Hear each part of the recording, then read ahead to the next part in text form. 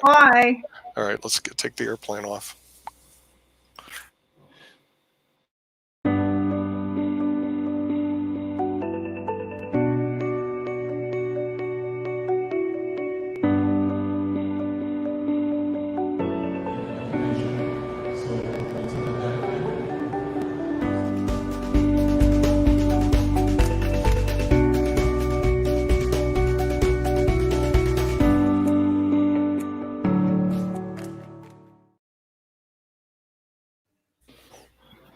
Hi, friends. Good evening, and welcome to our IBMTV special series on World News COVID-19.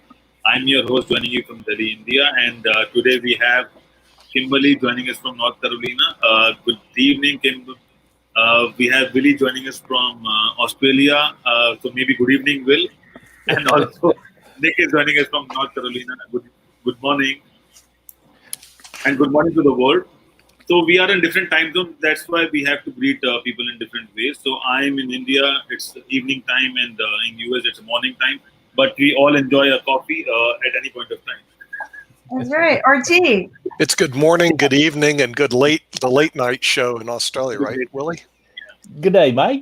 Good day, Good mate. Hey, night. we had some friends joining us from Malaysia, which is right up your coastway, Yep. the other day, So, and apparently they watch a lot of IBM TV in Malaysia for whatever reason. So Okay. anyway, just let you know. Good. I don't even know what the lineup is. I was doing Well, legal work all the way up until the plane took off. So Anket probably knows the lineup. I do tell you this, Anket and Kim, just for your edification, right? So it was last night, I think I put an email out to the film industry because I'm on their links.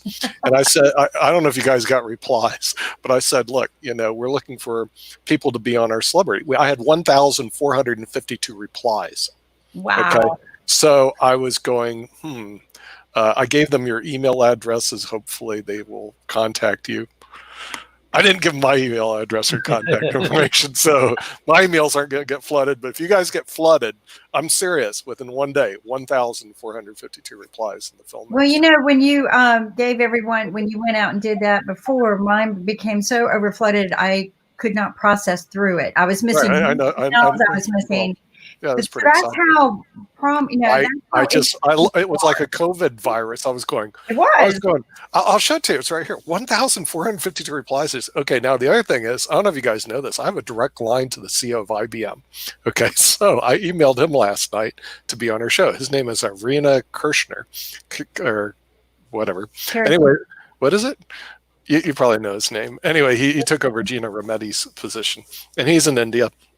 But, I forgot I actually have a direct line to him on LinkedIn. So I asked him to be on the show on one of our Monday shows with the dean of the Yale Business School and the dean of the University of Illinois Business School, who probably both, I'm trying to get them both together on our show. They're both, the dean of the Yale Business School has been on our show many times, but I'm starting to invite the dean of the Illinois Business School. And I got one other dean I know. I got this great Rolodex, okay, because, I also have a direct line to the president of IBM, okay, Jim Whitehurst. I've had all these direct lines, and I go, all I have to do is contact them.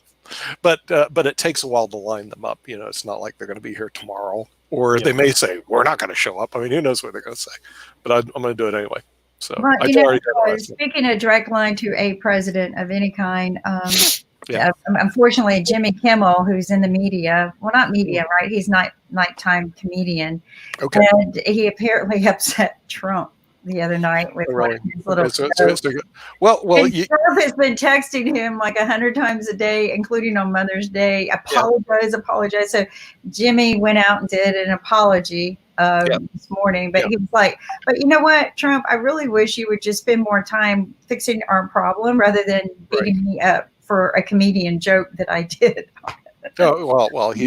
It's politics. And speaking of which, when you did that little tagline, David K. Johnson and Trump, it within like minutes got over 500 hits. I checked that out. I'm not kidding. What tagline? It's on the YouTube thing. It said something like David K. Johnson and the making of Donald Trump. The minute you use his name in vain, I'm serious. All of a sudden, it lights up the internet. But it's not in vain. No, it doesn't matter. Use his name. It doesn't matter. All you do is the minute you drop his name into a conversation, all of a sudden it lights up the internet. I mean, talk about polarization. I went out and I looked at the Twitter feeds, and he twitters about every second. I've never seen anything. All I do Twitter. is look at data, and I'm looking at data and trends, and I just find that to be very fascinating to see that if Willie Hill did startups with Donald Trump, he'd have thousands of people go there. Just the name Donald Trump. It's like, whoa. He'd have been sued. Trust me. Oh yeah, well, it probably would, but it'd be real hard not to maintain litigation in Australia. I can tell you that, mate. You know, I mean, you got to go all the way down under. That's a 24-hour flight. You know, and so startups with Donald Trump. Don's not there, but you know what you could do, Willie? You could have a little picture of him off to the right somewhere, just standing there. You know. Okay, so he's not going to be here today. He's busy. Oh well, but it would get like tons of hits for what it's worth. Oh, Ankit, I'm sorry I interrupted you. I know we have a lineup for today because this is the startups we don't show up show. That's what I was about to ask you, because it's Startup Wednesday, and there are a lot of people are not showing up. That happens on the startup. It happens on Wednesday. They have questions from 1 to 100 that what do you do, how do you do, why you do, and all those things. And right. No, it's it's really funny when you say that. Okay, because we can do lectures on startups. Okay, yeah. The lady that showed up last week, Luita. That was on podcast. That was on podcast. She was on podcast. I invited her today, but she didn't. Okay, but she actually did a startup bootstrap. Okay, and remember, she's successful. I mean, I didn't ask her what her net worth was, but look, if she owns a 12,000 square foot building in the Atlanta area, okay, plus a business, she's definitely a millionaire. The only question how much. Successful. Okay, it's very successful. Okay, yeah, but see, notice the thinking pattern is indifferent. She goes, I have an opportunity to get my name out there. She was on it just like that. Okay. Yeah. Now, notice all the thinking patterns of the other startups. Oh, what is this about? Why are you selecting me? Can I go look at your numbers? Can I see where you broadcast from? How many pins dance on the head of a needle?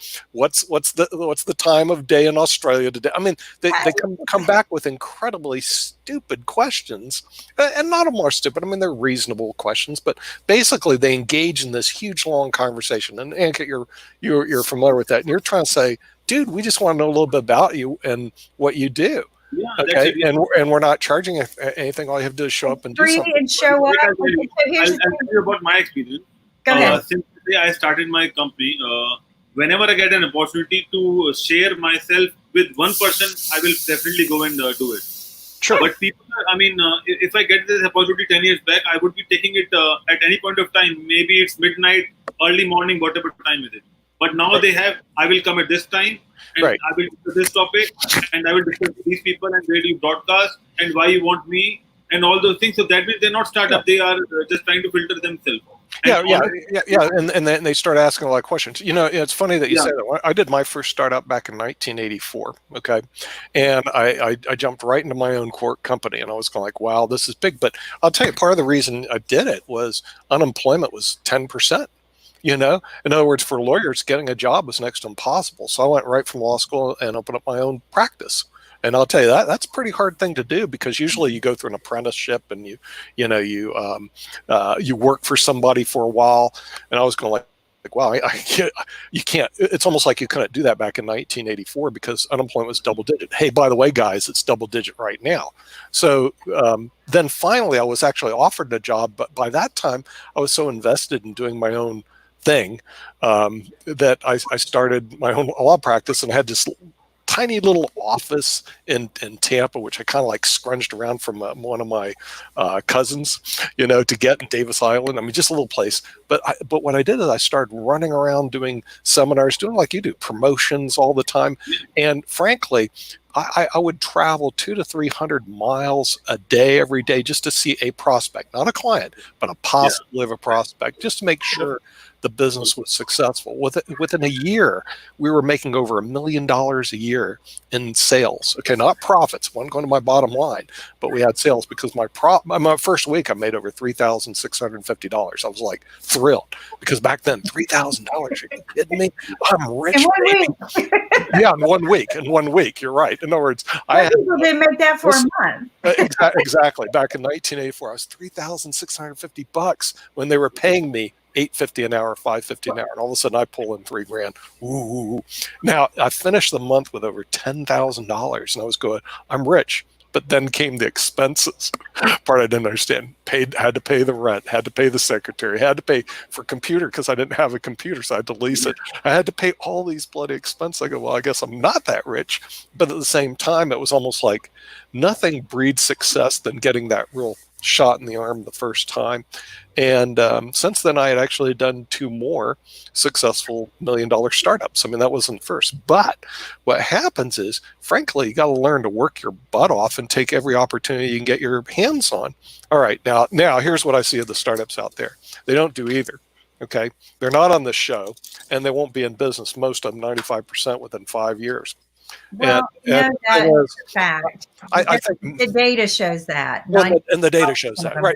And a lot of them, what they're looking is to be funded. Okay, quote funded. You know how I got funded? I had to go out and sell another case. Bootstrap. In other words, that's how I got funded. They call it bootstrapping. Okay, in other words, here's how they get funded. Somebody send me money so I can start my business. Here's how I got funded. I got to go find somebody I can sell a case to so I can get money for next week. It's called bootstrapping. The lady that was on our show the other day did a very successful startup. Okay, I mean, it was just done. So I've invited her today as well. So if she responds on time, I think we can. Yeah, but she did a very successful startup. She was on through the podcaster.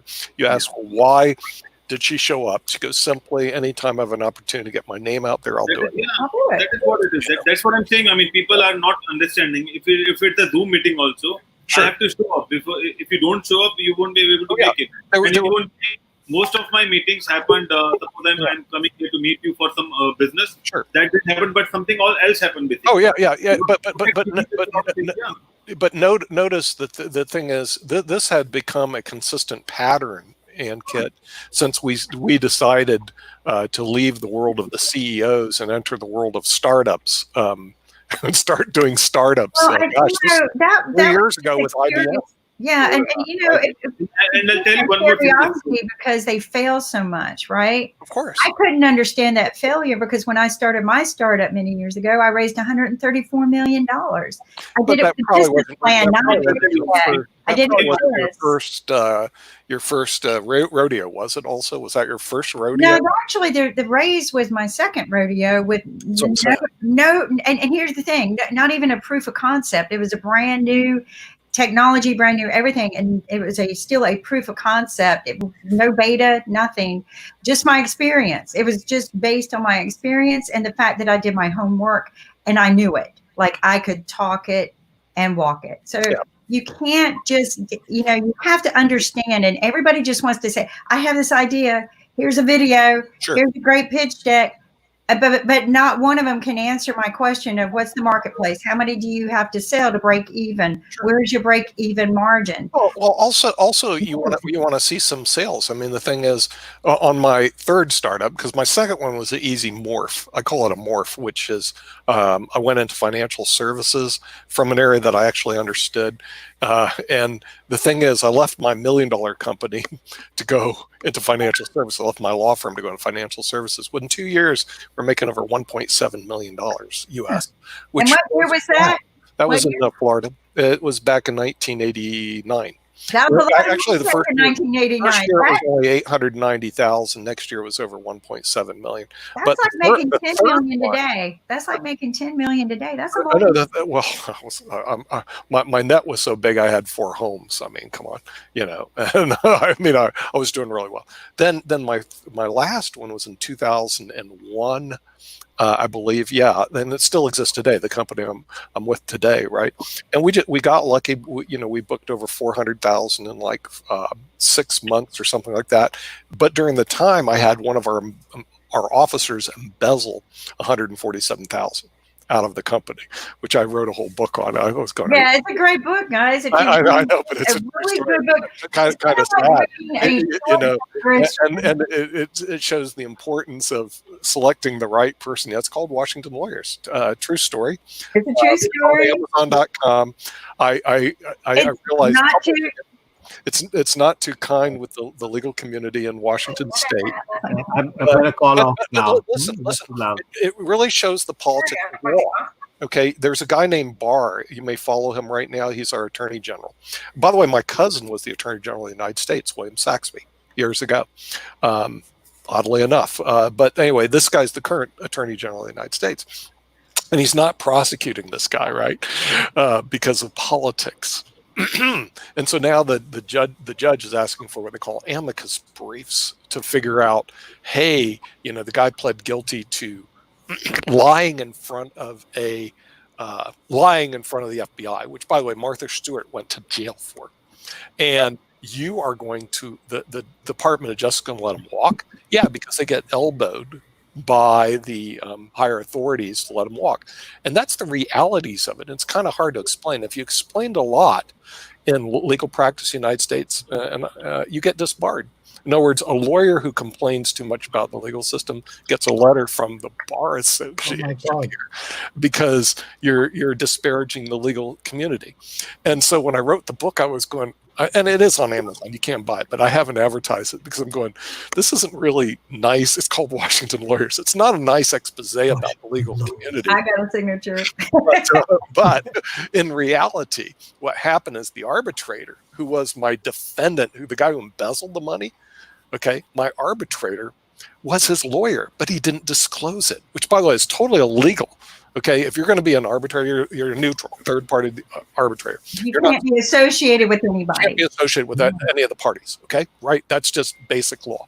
Well, not only was he associated with my defendant, his law firm owned this guy's house for a while because of unpaid expenses. It's all in here. It's all in here. It's great. We found the deeds at the county courthouse right after we were doing because what we were going to do, we figured we were going to win the litigation. We're going to put liens on the guy's house. We go find it in Montgomery, Purdue, Blankenship and Austin, which is a law firm in Seattle, owned this guy's house for a while. And I was going, how can he own the guy's house? And that guy's our arbitrator. So I asked him to disqualify himself. He said no, because he collected a $16,000 arbitration fee and then ruled against us in favor of the guy who stole $147,000. True story. So why didn't he get disbarred? Okay, because you think on an independent review he would be disbarred for doing it. His partner was head of the Washington Bar Association. Okay. I'm feeling better about India. What? I'm feeling better about India. Welcome to America. That's what I tell people. You actually start living some of our experiences.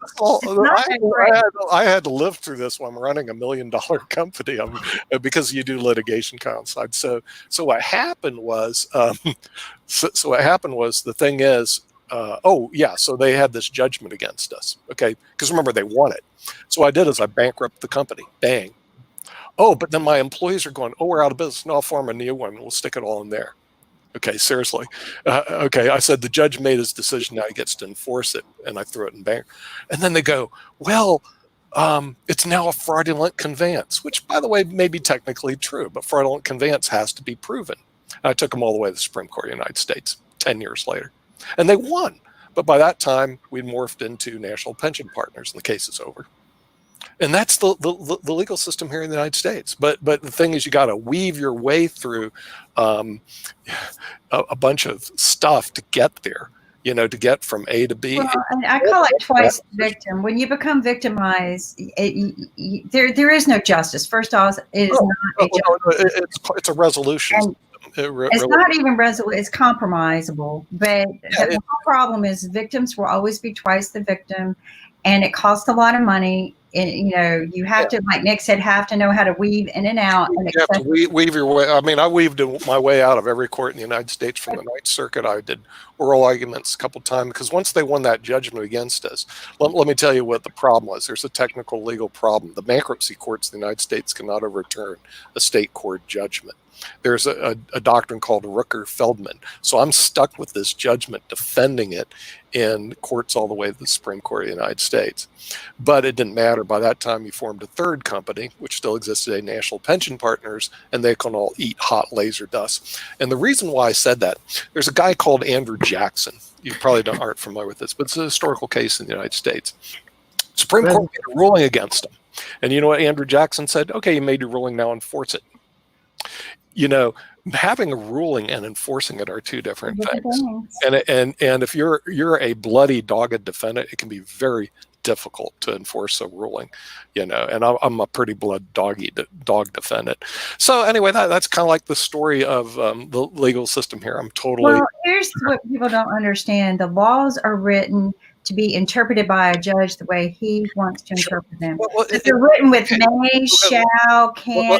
Let's go. No definitive. Let's go to what happened to the Supreme Court yesterday. You guys are all familiar with what happened yesterday, right? In the Supreme Court of the United States. Are you talking about which case are you talking about? The Supreme Court of the United States yesterday. Oral arguments were heard in the case in Trump. Tax returns. Right, the tax returns. Okay, yeah. But if you spend a lot of time with this, it'll end up being basically a political decision, because the thing is, there's nothing in the Constitution of the United States that says you have to disclose or you don't have to disclose your tax return. Okay, nothing. Go read it. You know, you're not going to find out anything about that. So who's going to make the decision? It'll be up to the Supreme Court justices. It'll be their, quote, opinion at this time whether or not it has to disclose. So what are we doing? We're just basically having the 9 justices vote on whether he has to do it or not. Period. And you can do all the briefs. I mean, I've been up and down that stuff. You can do all the briefs you want. You can do all the amicus briefs, but at the end of the day, it'll be up to the judges at the Supreme Court to make the decision. It will, even though they heard oral arguments today on that, it will be months from now.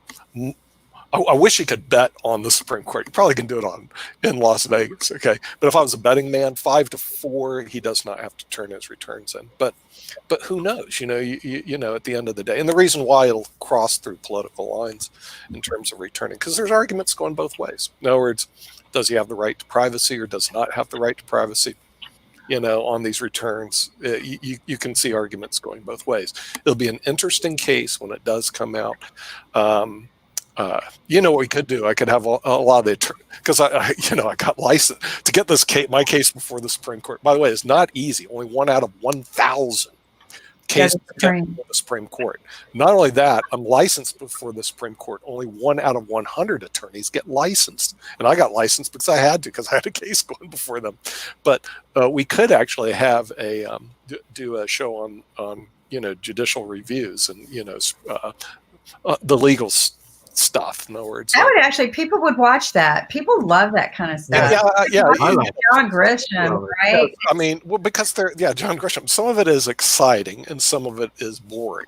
Okay, the Trump tax returns, because its political nature, is exciting. If you actually go through all the Supreme Court decisions, which are, you can Google them, you're going to find a lot of it's just really boring stuff. And to read through the opinions are huge. I mean, it's absolutely huge. Okay, but with that in mind, we're supposed to be discussing startups. Well, but startups need to hear this, because if you get tangled into a legal matter, it can suck you dry. And that has happened to me a few times, where somebody has tried to steal my my software code, which is a huge problem in today's, startup world, is that you hire people to write your code for you, and you've got contracts, you've got NDAs, you've got non-competes, and they still steal your code. And do you have any recourse? Yes, in some cases you do. If you write the right contract, the FBI will no longer get involved unless you write certain clauses in your code, because if they have a right to access your code, it's no longer considered theft if they take it. Yeah, I'm telling you guys how they can steal, but you know what? They already know this, so I'm telling you how they can steal from you. If you don't have certain clauses written in your contracts now, then if they're a technical person who has a right to access your code, then taking them to a law enforcement of any kind, FBI for cyber theft, or even the police department, they're not going to take the case. They're going to say you have to take it to civil. So there are new ways to write your contracts. I've learned how to do this so that you can get law enforcement in place. But these are things you need to know, because let me tell you something. Once that code is stolen, you're not going to get it back, or you're going to work hard at getting back. Every bit of money that you paid to get it is gone.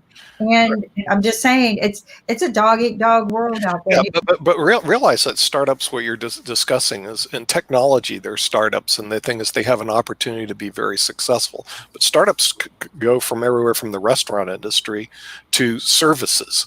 And the gentleman we had on the other day from India was saying he invests in service companies.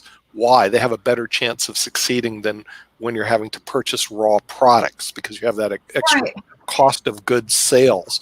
And so the thing is, he tended to move toward something that is service and scalable. Scalable means that you can basically do a one cost to do the product and then distribute it all over the place. Well, so, service has become a challenge too, because people are not reliable anymore. So you'll go through 100 people before you find one reliable, hireable person. So I mean, it's a challenge as well. But you know what's going to happen on startups? Even though we know startups don't show up, we could all put that mantra up there: startups don't show up on Wednesday. I'm a startup. I'm a startup. Are you a startup? Yes, he's got and he's suitcasing his business back home when. No, I didn't know that, Rakesh. What do you do? Yeah, in education. Yeah, I'm a startup in education, and I've got a company to write my code. And what I did is I just stuck that code into a cloud service where only I have the key. Really? Okay, so what is the education that you service? I mean, what do you do? Well, I'm up right now. I've written the code's already written by the company. It's a very good, reputed company. I have a good relationship with them, and we create modules for the pre-university science and math courses. Mm-hmm. And I'm in the process of creating that. I'm also looking for other authors, and they can be downloaded, and we get paid for it, and then I pass that on to, or sometimes the way I've arranged it is if a teacher contributes material, creates a module, they get paid directly. Okay, right. So you give them a commission basically. Right. Yeah. Got it. So you actually have an educational website. Yes. That's science, and the other one is for English, where I arrange tuitions online. Okay. How long does it go before you did your startup? The English one has been about 4 years now. That's making money. All right. Okay.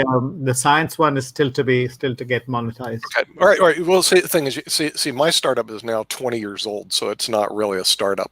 I mean, it's like, forget it. It's we do pensions all over the United States. As a matter of fact, that's the reason I was a little late. I was answering one of these crazy pension questions. We do retirement plans all over the country out of Salt Lake City, and it's really run by the president now. But a 20-year-old startup is totally different than one that's 1 year old or just getting started. Those are the tough ones. In other words, I'm just starting. Not easy. But you know what's even tougher? Because I go to all these startup sites. I have an idea. Okay. They are so far removed from reality, because taking an idea to a product, to a market, monetized product is a huge thing. But see, what you're doing is something that's scalable and more service oriented. And probably you've been in the industry before, right? Because otherwise you aren't. No, I wasn't. I was a banker before that, and before that, I wasn't just running, doing a job like anybody else. Well, did you get outside venture? Or did you bootstrap? Bootstrap. Yeah, or bootstrap. Yeah, and see, the thing is, that's the other thing that that there's no discussion on is bootstrapping, because a lot of the startups are successful because they bootstrap, and the bootstrappers also then after a while they get a real picture on how hard it is to bootstrap. In other words, it ain't the easiest road to hoe. Because the thing is, because we tried, I think this is 20 years ago, we tried to go out and get capital for our company that, within 6 months was making 400,000, then over $1 million the next year. And I was going, I'm having a hard time explaining to a customer what we do because it's so far removed from them. It was actually easier to bootstrap. In other words, than to get venture capital. I'm not kidding. Some cases, if you have a good idea, it's easier to bootstrap than actually get venture capital. And a lot of people don't know how to bootstrap. Told me never to let the banks in. Right. Oh, yeah, right. Yeah. Well, that's absolutely true. See, one problem when it comes to acquiring equity capital from outside sources, that's a very expensive proposition. And I don't. And venture capitalists, let's get real. Are they ever going to talk to you about bootstrapping? No, it's not in their interest to do so. The venture capitalist basically wants to buy you on the cheap. And I was going to have some of them on, but I go, how can I bring my venture capitalists to the party when we know the startups aren't going to show up? Well, the problem is that everybody wants to be on a show for free. They don't want to pay for anything, and they want it to be Shark Tank attractable. In other words, I want you to have the millions of viewers that Shark Tank has, and I don't want to pay to come on. And what they don't understand is, even Kevin, no, the other one. Oh, Kevin Goatee? Fleming. No, Goatee is our he's a podcaster. Anyway, he started charging the startups because they were not showing up. They were coming in messed up, like they weren't prepared, they weren't dressed up. And he said, you know what, that's it. If you're going to come on my show, you're going to pay. And I think started charging $5,000 or $10,000 per show. There's also the startup community at CES that's been around for almost 50 years. Yep. And the startup community, the men that run the startup community, they charge the startups $10,000. Yeah, to put a booth on. In other words, in a lot of cases, that's what they will spend money on. And I spent a lot of money on booths when I first got started until I figured out the booth has a problem. I could not present my message in a booth. I'm serious. In other words, and there was one time we were in Arizona. I spent $10,000 because I flew. It was like $4,000 for the booth. I flew in all of our employees to man the booth. Here's the revenue generated, zero. What happened to the 10 grand? Gone. Okay, for the booth. And some people believe in booth marketing. Well, maybe it works. I mean, I did one booth in Florida. Okay, we spent the same. Usually spend 5 to 10 grand for the booth, but we generated one case that produced over 200,000. So we won the lottery. So some cases you can win. One case we got zero, and the other case you got none. But this whole thing about booths and going to these conferences, which right now are all dead, there's no education on. In other words, it's not like, here's the education. You're writing checks once you're halfway successful to learn whether these booths and going to these conferences actually do work. Will the people in conferences ever tell you the truth on them? Nope. No. And think about it this way. If you do something on our show, we're going to guide you to make sure you tell your story right. It's going to be evergreen. People can come and watch it. Oh, yeah. No, the evergreen. I don't get it. Because they don't get it. Peter Thiel, who founded a nice startup called PayPal, he's also a chess master. Alexander, you know him, right? Peter Thiel. I lost him one game.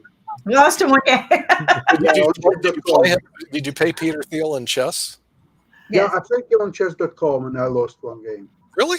Well, he's a pretty good player. He's a master player. I mean, he's like my problem was that only when it was too late, I discovered who he is and what's his rating or so on, because I didn't care. And I just played. And, Peter Thiel is a chess grandmaster who didn't make it.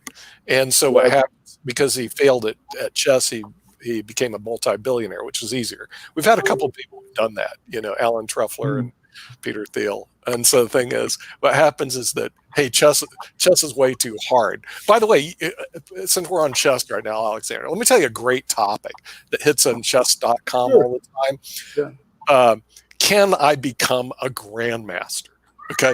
Let me tell you something. There's a whole cult out there. You guys don't know about the whole cult of these players that want to become grandmasters. Okay, I'm starting to play on chess.com. I'm getting good. Can I be a grandmaster? I'm 31 years old.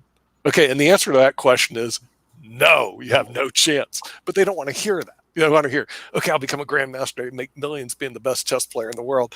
But let me tell you, it just rolls up the threads because of these players, usually on chess.com, which has over 36 million now viewers. 36 million viewers on chess.com. Pretty big. And it's a topic because there's this level of players. It's almost like Ankit going, can I be a billionaire like Bill Gates? I got this great company in India. Yeah, of course you can, Ankit. Sure you can. Anybody can do it. You know what I mean? Good luck. Nick, my favorite answer to all these type of questions is one. Yeah. Yes, under certain circumstances. Yeah, well, no, you have no chance. I mean, here's the reality. Here's the reality today. You have no chance. Listen, that 31-year-old has a better chance in becoming a billionaire than he is becoming a chess grandmaster. I've already run the numbers. Forget it. What he should do is set his sights on becoming a billionaire or multi-billionaire. It's easier to do than becoming a chess grandmaster. Nick, but you know what? It doesn't work always straightforward, as you just say, because certain individuals, let's say somebody like Michael Hofer, he couldn't become a grandmaster. Did he become a billionaire? Probably not. So how then can you judge? I mean, no. It's after a while, you just got to recognize your life and those directions are over. Go play some golf at a mid-level golf course and be happy with it. Go spend some time on a beach. Okay, all that stuff is a pipe dream, dude. It's all over. Okay, now with the pipe dream, is that Jim Eadie going to be on your show? EADE? Yes, he will. I picked him up on Wikipedia. See, I don't know all the I used to know all the chess masters when I played. And this guy, I saw that you hooked me up with him, didn't you? I did. Well, because I know a lot of people. I got this great Rolodex. I mean, I seriously. I mean, I have a great Rolodex. And did you see our talk last Sunday? No, oh yeah, I did, and the thing is, what I think chess players would like is to see you guys play a game. I mean, the thing is nothing, and not a slow game, but like a speed game. Like when you were playing Michael Hofer the other day on that speed chess, players all like to watch speed chess games. Well, definitely will do. And by the way, I still have opening. I'm working on Alexei Shirov. Oh yeah, right. Okay, we was number 2 in the world at some point. I'm not going to play B. Hey, look! If Shirov shows up, I'm watching. Okay, you guys don't know who Shirov is. He was once the number 2 player in the world. This guy is from Latvia. He is bloody good. I mean, his see what happens, they become good, then they get old, like Kasparov. Okay, I was good once, but I'm getting old, so forget it. But at the same time, they have a name like Shirov because he was number 2 rated in the world.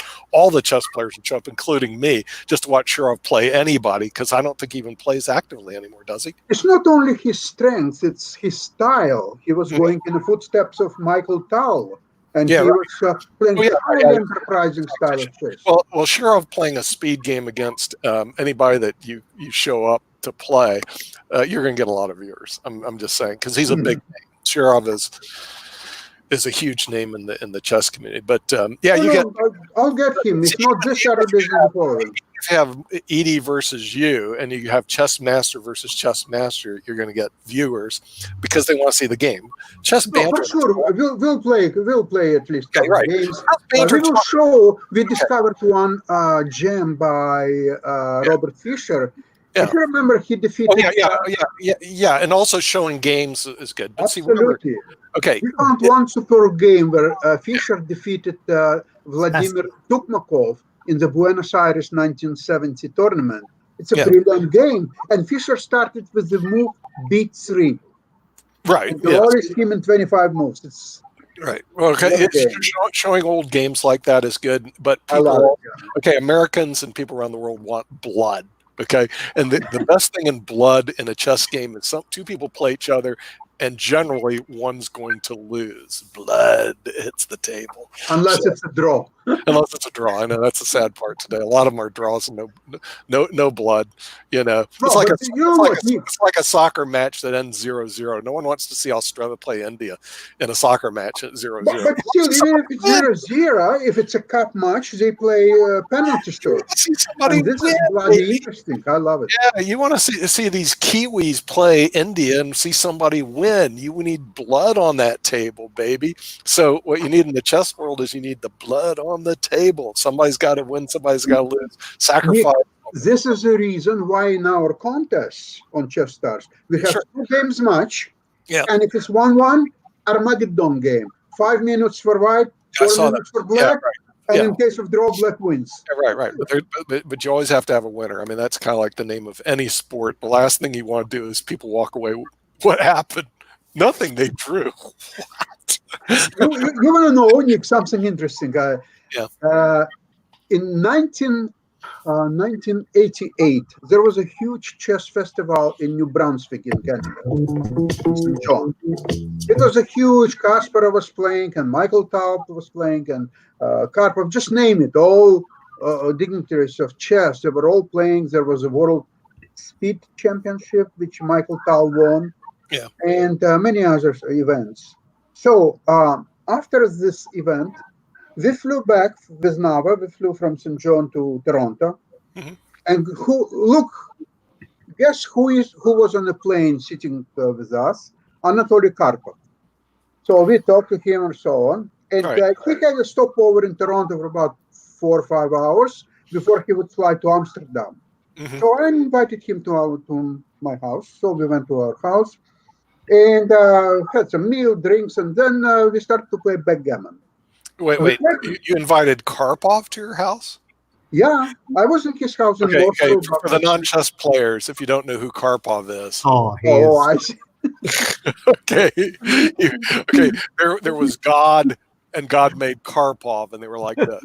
Okay. Well, you know what? They went into history together with Kasparov because both of them became much stronger players, and they thank each other for doing that. So we started to play backgammon, and the score was backgammon. He's playing backgammon, but he plays backgammon same as chess, very careful, very consistent. And the score was 4-4, and I look at my watch and I say, Anatoly, you know what? We have to really run. You'll miss your flight. Yeah. He looked at me and says, the game cannot stop at the score 4-4. Right. It has to be resolved. I don't care. I'll fly tomorrow to Amsterdam. I don't care about that. I said, okay, let's play. Oh, you're kidding. So he won the game. And who won, Sasha? Because remembering backgammon, what a lovely insight. Who won? We got to know who won. Did you beat Karpov in backgammon? Not that time. I lost him actually. I don't want to say on purpose, really, but I really wanted that game to end quickly. That's all I wanted. I didn't want him to change his power plan. That's a but I played Karpov a lot, backgammon in Mazatlan. It was a famous FIDE Rapid World Championship. Karpov won. I think it was 1989 in Mazatlan, or 88. It was a scandalous tournament. The prizes were not paid for quite a while, and I was involved in that. And it's a long story, but I want to tell you, I played Karpov on a swimming pool, so we played backgammon. And who comes along and watching? Roman Dzindzhikhashvili. Oh, Dzindzhikhashvili, yes. He's also very good. So he was watching, and then Karpov, he went for lunch. So Dzindzhikhashvili told me, okay, you want to play a real game? I said, yeah, I would love to play a real game. He says, okay, I'll have to give you a handicap. I cannot play you on even terms. It's unfair. By the way, in 1992, I won the third prize in U.S. Open Backgammon Championship in Las Vegas.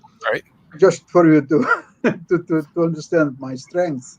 So Dzindzhikhashvili says, okay, we are going to play for each game. We are playing $1.5, but you will pay me in Canadian dollars, and I will pay you in US dollars. Okay.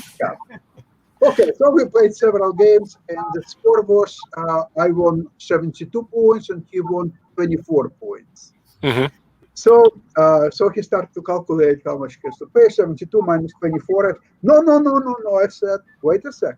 You have to pay me 72 points, $5 each in US funds, and now I pay you for my 24 points and you won in Canadian. Oh my God, he was great. So you won one on the exchange.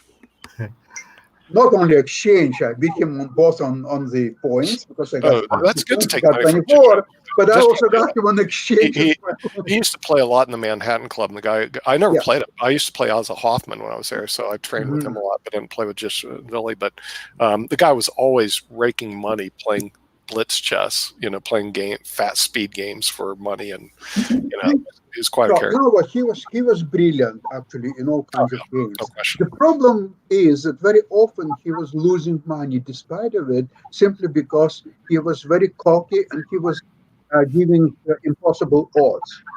Once, many years ago, I was very young, but I was watching him playing blitz against Vladimir Tukmakov, who became one of the top speed players of all time, by the way. So, so he said, "Okay, I'll give you odds. I'll have 2 minutes, and you'll have 5 minutes." And of course, they play for money. And Tukmakov agreed, of course, why not? So Tukmakov got, I think, 10-0. So the judge says, "You know what? It's unfair. I'll give you 3-5." So okay, why not? Again, 10-0. So eventually, they played on equal terms, and then it was really interesting games. Yeah. Of course, this. Yeah, right. He set the odds too far out, But that's a whole world into itself that unless people float in that area, they just really don't understand. And years ago, there were all these clubs that existed, and then the Manhattan Club folded because online chess took over.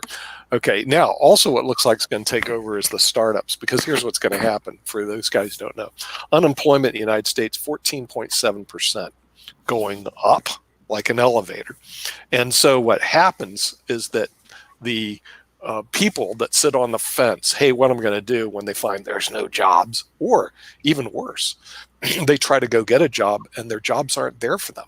In other words, they were in the US and probably all over the world, they hit what I call the unemployment lines. Then they start thinking brilliantly, I'm going to do a startup. In other words, frankly, at the worst possible time in the economy is to do a startup. But because they don't have a job, they morph over to, hey, I want to be my own boss. I'm going to start up a restaurant business or something. Restaurant business right now, that wouldn't be too good. Now, Willie, you run a big startup community in Australia. There's like 10,000 people. Yep. He's also got a startup or a business going now. So share with us about your business. Yeah. Oh, he does? Okay. Oh, yeah, Willie, what's the startup that you're involved in right now? I bought into a streaming platform. So, and that on-demand broadcast. So it's like an e-commerce store where if you have a streaming content, you can park it there. I have the Australian license so that anybody in Australia wanting to, musicians or, if you've got anything, you can hook it up there. And and that's it. Okay. So, so people can actually, they if they have content, they can actually put it on that streams through. That streams through Australia. Do they pay you to put the content on? Is that how that works? How's the monetization? They buy space on the streaming platform, but it's all theirs. Okay. Now, how do they make money? Let's say they get on. They can get sponsors. They can do their own sponsorship. I'm going to move away from the sponsorship because in case the sponsors conflict. So I'm moving away from sponsorship. They just pay the one-off, and that's it. That was quite easy to do.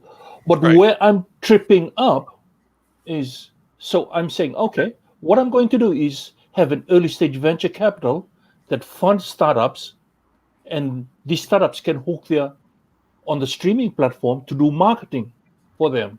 Right. Okay. And the legislation is such that if I'm doing a streaming platform and I want to be involved in an early stage venture capital, there's like conflict of interest. Right. Yeah. That's where I'm tripping up. Yeah. I mean, so I need to sort through that. Right. Yeah, because you don't want to have that conflict. It looks like Reina has joined us from Malaysia. Not sure how we're going to do. Oh, there he is. Hello. Okay. I'm going to go out for a minute while you guys talk, so we can have everybody on. Oh, are you going to take a break? Okay, Well, I have to take a break for something. Yeah. Because I have an appointment at 1 o'clock our time, which is I have no idea what time it is in Malaysia right now. Oh, it's 10:50 p.m. 10:50 p.m. Okay, Yes. Reina, have you met Willie Hill from Australia, your next door neighbor? Yes. Hello. Okay, nice to meet you. And what time is it in Australia where you're at, mate? This is 1 a.m. in the morning. 1 a.m. in the morning. See, he's a late arrival. And Willie runs a startup. I met him on a startup website. He runs like this Startup Australia. He's got like 10,000 members and you also do one in Europe too, don't you, Willie? Europe B2B startup and Indonesia startup. Oh, you do Indonesia, Europe, and Australia startups. So he's got like 3 big startup groups around the world. And that's how I kind of ran into him over a year ago. Now, a year ago, plus in that. Reina is actually in Malaysia, which he's either. Did you get your doctorate degree? Was that awarded? Yes, already I finished my everything. Just I'm waiting for my like I'm just finishing some of my corrections, and hopefully I will get the degree soon. Like for this COVID-19 issues, like there are now universities stop, but everything is online. Right. But hopefully, when naturally June, July, we have a like convocations. Maybe this time 2-3 months later, maybe. Okay. Okay. Did you defend your dissertation? I guess. Yes. Because a lot of PhDs go PhD ABD, and I go, what? Okay. For those guys who don't know, PhD ABD means I got my PhD all but dissertation, which means it's not done yet. It's like being a lawyer, but I'm not a member of the Bar Association. So the thing is, you're not a PhD ABD, are you? Okay. No. Okay. Yes. Right, and it takes such a long time to get that. So, what are your plans after you get your PhD? So you get your PhD. No. Basically, in that time, like example, that PhD is a long time. So in the when I started my PhD in Malaysia, so side by side I started my business. Okay, I strongly engaged with number one, the research related things, like many of the conference, like let's say smart city conference, even let's say different kind of conference I started. Even in Oxford University, I arrange conference. Malaysia, different university, we start conference. It's very much research related things. Second, we start different kind of project consulting. So my PhD, one thing I can share, I have a lot like good confidence on it. Like when I doing PhD side by side, I have a very good like strong engagement with industry. I work with the governments, I work with the corporations, and side by side I link research and industry together. It helped me a lot. Let's say by this way I can engage with World Bank, I can engage with Asian Development Bank, I can engage with Islamic finance, what we call IDB, Islamic Development Bank. This is the way that I like example, what I learn, I implement. What I learn, I implement.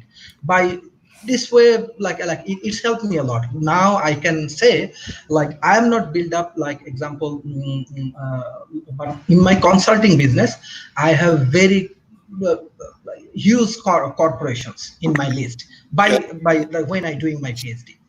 And most important thing is that is the interesting thing in my life. Like even my supervisor, my professors, and many of my friends, I find that they're like example, their educational background, they cannot implement properly. Some of them have a lot more frustrations, this, that. But when I give them my own personal experience, they become motivated. And now these things I can say, we have a strong business network and it's not strong business relations. So this is very helpful. And one thing I just want to share with you, some of the businessmen even influence me. here in Malaysia, I find that one of the businessmen, he's a Chinese businessman, and in the first show, I said that this is the good timing for business, like in the COVID-19 and this and that. It's always a good time for business. Yes, definitely. Yeah, you just got to find the right business to be in. No. Like example, why I said these things, because this is actually motivational aspect. Sure. Like a motivational aspect, people will be positive in that point of view, because I saw many of the people depressed and they are feeling disappointing and many more things. Yes, I like your positive approach. So important thing is that like this Chinese businessman, he learned me how academically and business wise you can make your profile very strong, because most of the cases, many people love to say, I'm not highly educated man, but I make billions. And many people, we saw that, okay, we are very educated, but we do not have enough money. So these are the combination. If we can make knowledge and like financial sustainability, if we can make a combined things, it will help a lot. So that is the things. I'm like example, I do not have to think that what I do after my PhD. Already I started. Okay. So, right. Okay. So you actually started a business while you were in your PhD program. Yes, right? true. A very, very smart thing to do. So what do you sell? I always ask, what do you sell? Okay. I said I'm talent economist. Okay. So basically, like example, let's say in South Asia, even in Malaysia, there are different corporations, they build up their business, especially we focus on project management. So when they build up the business, there are many problems. Let's say financing is one of the issues. Right. Second thing, human resources is the issues. Right. When they started the business, feasibility study is a issues. Okay. So these are the strong things. With my academic background, and I have a lot of professors and intellectual people with me, we give them services, this kind of services. So this is really helpful. By this way, let's say we do smart city conference, as well as we have a project for a smart city. Okay. Right. So academically we do research, side by side we are developing this kind of things. So this is the way. It's a very tough, not so easy. A lot of challenges and many things comes, but I'm enjoy. I love to engage with these things, and I love to contribute in this economy. And that is the things in Asian market. I believe there are opportunities high. So because there are a lot of human, lot of people, lot of business they are trying to grow in, and especially I love to think one thing, like for first world. Let's say you are from USA. So even from like 2009, that is the thing I started. When I first go to Oxford University, I try to make a bridging in between Oxford and my countries. The issue is that knowledge gap is a major problem. Okay, if we can make a bridging in between knowledge and the business industry, and we can do a proper things together, then it will really effective for our business industry. So that is the things. Always I love to learn. Always I am like my cup is half like fill up, so and half always I try to learn from different peoples. So this is the way my ecosystem I always love to build up. Hopefully this IBMTV, those who are many experienced people, I always observe that there are a lot of experienced people, and there are a lot of people those who have many experience and knowledge. Maybe we can integrate it everything together and make more successful. Yes, absolutely. What do you think in the current scenario? How important is the global exposure when you do a startup, maybe in your country or in a global startup if you do in different countries? Yes. Actually, exposure is important. Definitely, exposure is important because people has to know about you. People has to know about your demand. People has to know what you want to do, what the change you want to do. So, example in the startup level. One thing I just want to know, like all of the startup is not successful. Even we do a lot of research and everything, I find this is not the negative aspect, this is the real aspect. Like 80% startup actually fail. That if you do detailed research, you find that there are lack of resources, lack of knowledge and experience. So it's my understanding, because like when any of the business we want to start, we at least need some know-how. Okay, what the situation will come, how we will face, how we will make more effective. This is very important. This is very important in terms of my point of view. So I let's say in Cyberja, in Malaysia, Cyberja, this is the ecosystem where lot of startup and tech people, they're developing many things. So those who are successful, yes, they are very everybody doing hard work, everybody innovate new things, everybody try to implement technology, everybody try to come up with the new things. But example, those who sustain, they have lot of like there are methods. So the more these people engage with this kind of knowledge ecosystem, what I said, the international exposure, international knowledge, and make it more perfect, then they will get more success. That is my observations. But I love to learn, definitely. Every moment I love to learn. I love to learn from everyone. So that is the positive attitudes I have, I believe. Great. And what do you think about VCs? If suppose you wanted to start a business, do you want to do a bootstrap, or do you want someone to put funds on your company and then you'll start it? Okay, venture capitals and these kind of things, there are in Malaysia, even different country now, governments, different kind of agencies, they are helping. They're definitely helping. This is very important. But most important thing is that, like, I believe that this is not, for example, only I come and I try to do something, I get some sort of social exposure, I become rock stars and then finish. No, we need long-term planning. Like example, when we take someone finance for doing our business, definitely we need long-term planning. So for these things, we need to be passionate. Many ups and downs, many things comes, we need to be passionate. So money, naturally around the world many people has money, but example, definitely people want to put money where they get some sort of return. So the return based on sustainability, the more we sustain our startup and organization, this is important. But I have realized, I mean, I can talk about Asia, specifically India, that every second wants to be a startup. I don't know why they want to be a startup, because a lot of companies are just doing the same traditional work, but they want that startup tag with them. And then there are a lot of misinformation. Like if people do a bootstrap, they know how to do a bootstrap. But a person who is doing some job maybe earlier and then he joined a startup, that's a different kind of a startup. Okay, and the other way is that someone is doing a family business and then he wants to continue the family business. That person also says that I'm doing a startup. It's difficult to define what a startup, because everyone wants to be a startup and they want to continue doing their startup for next 20 years.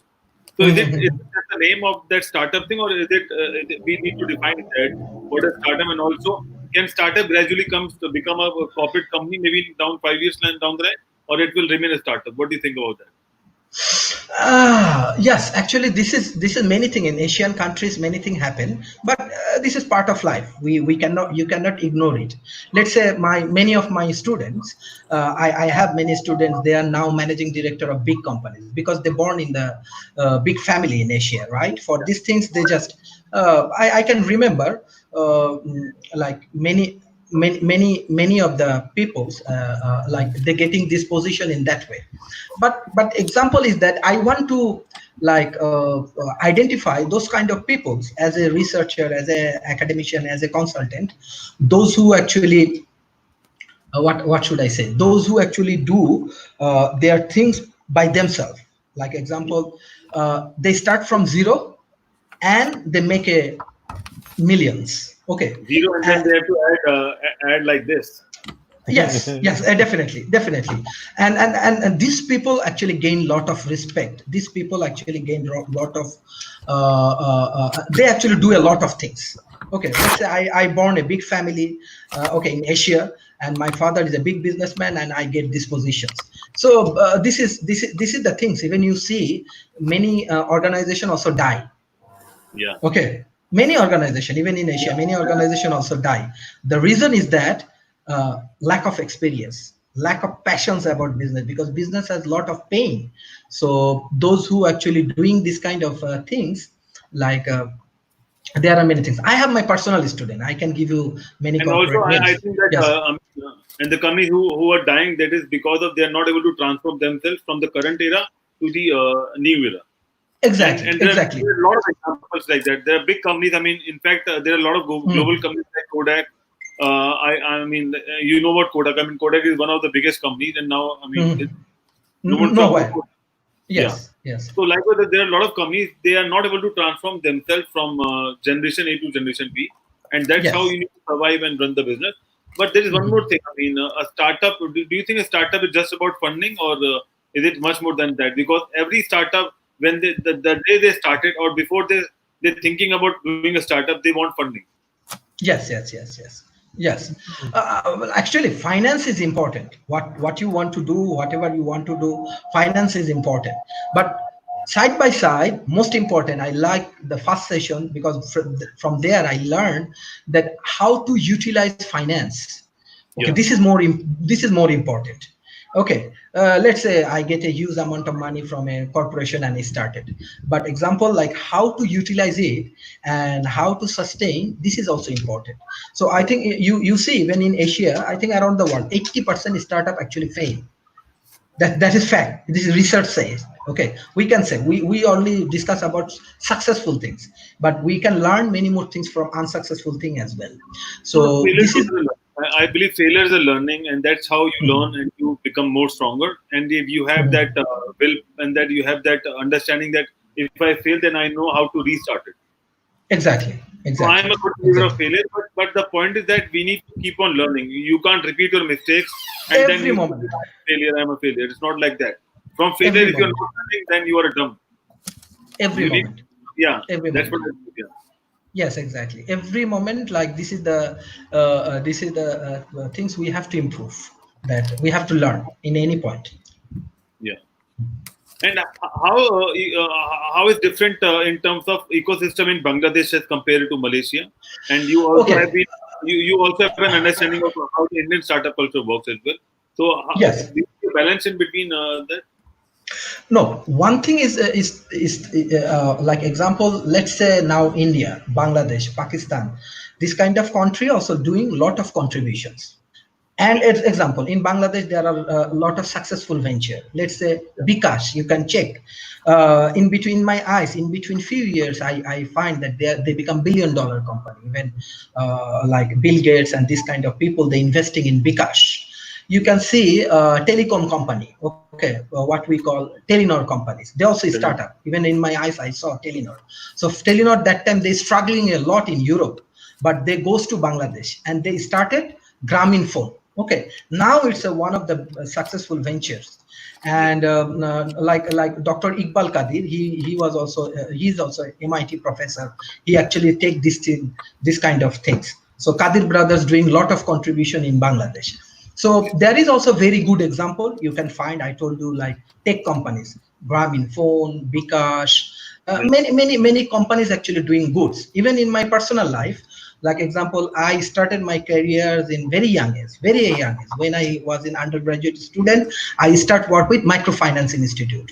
So microfinance is what you know, Dr. Muhammad Yunus. They are very famous for microfinance, social entrepreneurship. So I started working for research in Microfinance Institute in my undergraduate level. So that time I integrated with the root level.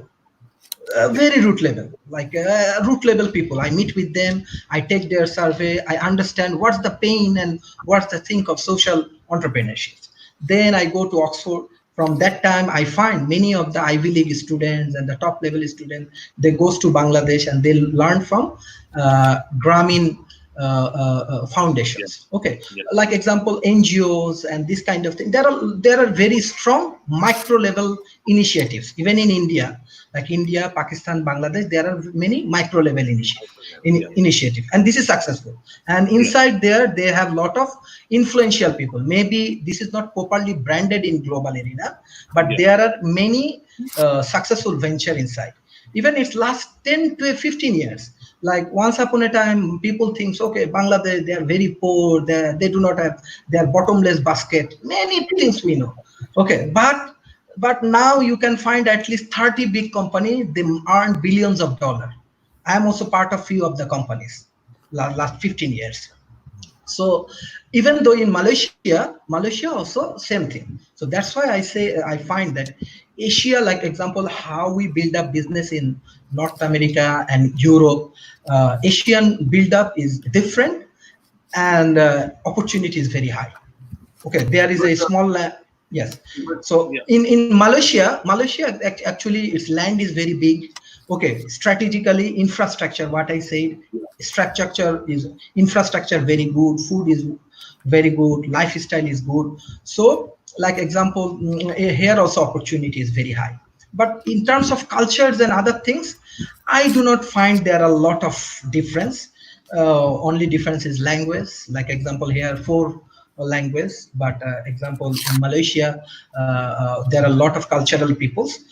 But I'm very hopeful. Like South Asia, Asia Pacific, there are actually very interesting thing happening.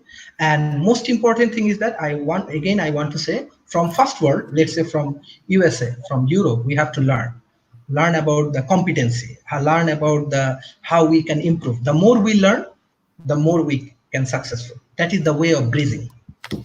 But Rana, I believe that, I mean, it's good to learn from countries like US and UK, but they're also learning how we are sustaining in such a difficult situation as compared to US. You know what I'm talking about? Bangladesh, India, Pakistan, especially Asian countries. We don't have that infrastructure if we talk about startup as comparing to the Western world, and that's why we're always looking for infrastructure. And people who are doing good here, they know that it's a very hardship, it's a very difficult time to grow a startup and to be successful, because it's not about 9 to 5 job. It's about a lot of other things as well. But what I'm trying to understand is that why we don't have many unicorns in our community, in our Asian continent, as compared to the Western world. Why can't we build? Why can't we have more unicorns? You know that in Silicon Valley, I mean, I think I can't count them, but there are more unicorns in Silicon Valley than any other else in the world. So why can't we talk about those unicorns, and why what is the what kind of infrastructure and what are the difficulties we are facing? Not so No, look, I just want to say that example, like we are still improving, right? Right the way we cannot build up Silicon Valley. Okay, a long way we have to go, right? Like country like Bangladesh, even like example India. India also doing very good things. Let's say Pakistan, let's say Myanmar, let's say Nepal, Bhutan. Right the way we cannot do these things. But what we can do, I say now, like example, there is a social media. We have a lot of connections. We can interact with many people. So we can do a bridging. The more we learn, the more we can implement. But you cannot expect, like example, let's say Bangladesh. Okay, if you think about Bangladesh, it's a 160 million people. Okay, so when there is a 160 million people, there is a good market. I can give you a practical example. Let's say, in my own eyes, I know one of the education's organization, let's say Cambrian Education Group. Okay, I build up their business last 5, 6 years. So without example, lot of social incentives or government incentives or without any even bank support, they make $1 billion company. So this kind of hardship also important.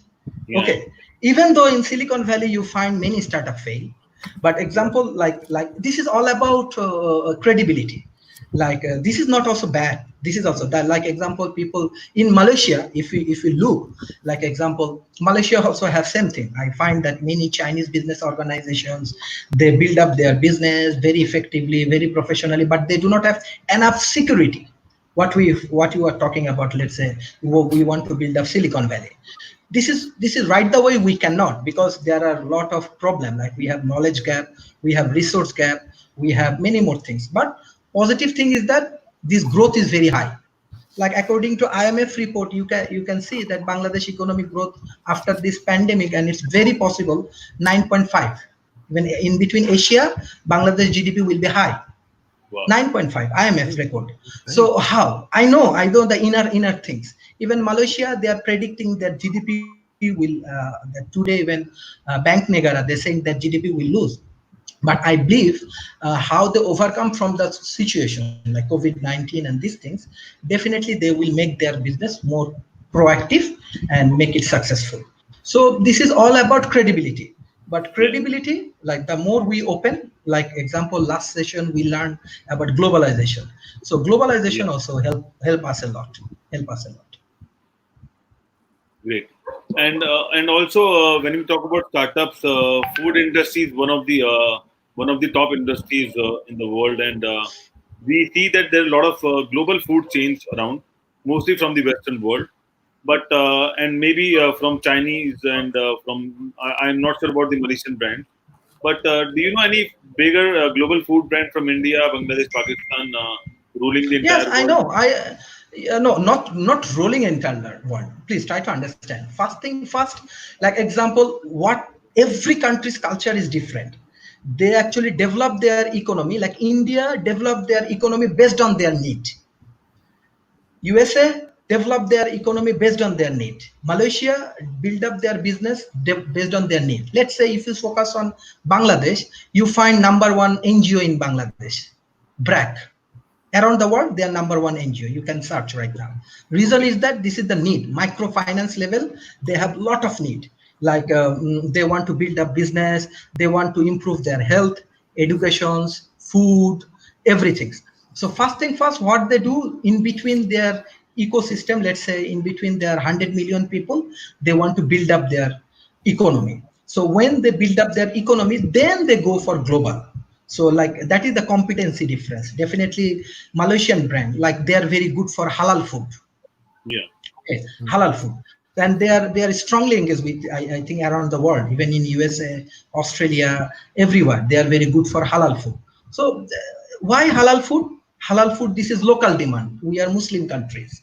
Okay, we are from Muslim countries. So Muslim has the demand for halal food. So they are good in halal food. So they build up their brand in halal area. Halal food, halal banking, okay, Islamic finance. Yeah. I got a point, but that is more toward the food processing thing. I was asking about the chains like McDonald's or Taco Bell or Starbucks and things like that, because you'll find those chains around the world, but it's difficult to find an Asian change in all other countries. No, look, but this kind of things not overnight. I told you. Let's say United Group. Okay, United Group. They are following Walmart. Okay, they build up Unimart. Okay, you have to understand. Like what I say, that knowledge is important.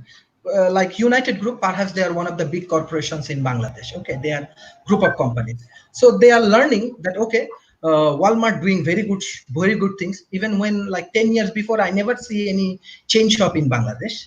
Okay, so now we see chain shop in Bangladesh, right? So they are following, they are learning from Walmart. So when they're learning from Walmart, they build up Unimart. Give them time. Let's say 5-10 years, they will go for globally. So every time, let's say we are learning from our mentors, like Madam Kimberly's or Mr. Nick, we learn from them. Then we build up in our ecosystem. When we develop our competency and our experience and everything, then step by step it will go to the next level. And even business is long time.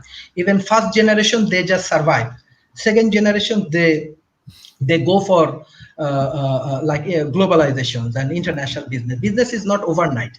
That's why I say, like example, in United Group, I saw first generations, they are looking for all of the business. Second generation, oh, we have to build hospitals. Oh, we have to build food industry. Oh, we have to build more power plant. Okay, so that is the way we will learn and we will build. So maybe after 5 or 10 years later, we can go to the next level. No, I mean, and then what you're saying is right. I mean, the business models are already there. It's kind of like what Nick and I are doing with IBMTV when we started it. You know, Netflix already had the business model, right? We're just kind of taking it one stage up from what they did because they already invested a lot of money in the platform. developing a good platform. Netflix was one of the first to really make it very, very successful. At billions and billions of dollars. If you watch some of our shows on Money Masters, and we spoke with a lot of the very successful people, the John Scullys, the John Fannings, the Alan Treflers, who like are mega successful, right? And their stories are all about, just one, mainly persistence, but it's about knowing your business model, right? And sometimes that business model is already out there, and it doesn't mean that you can't be competitive. It actually means that that's something to be competitive about.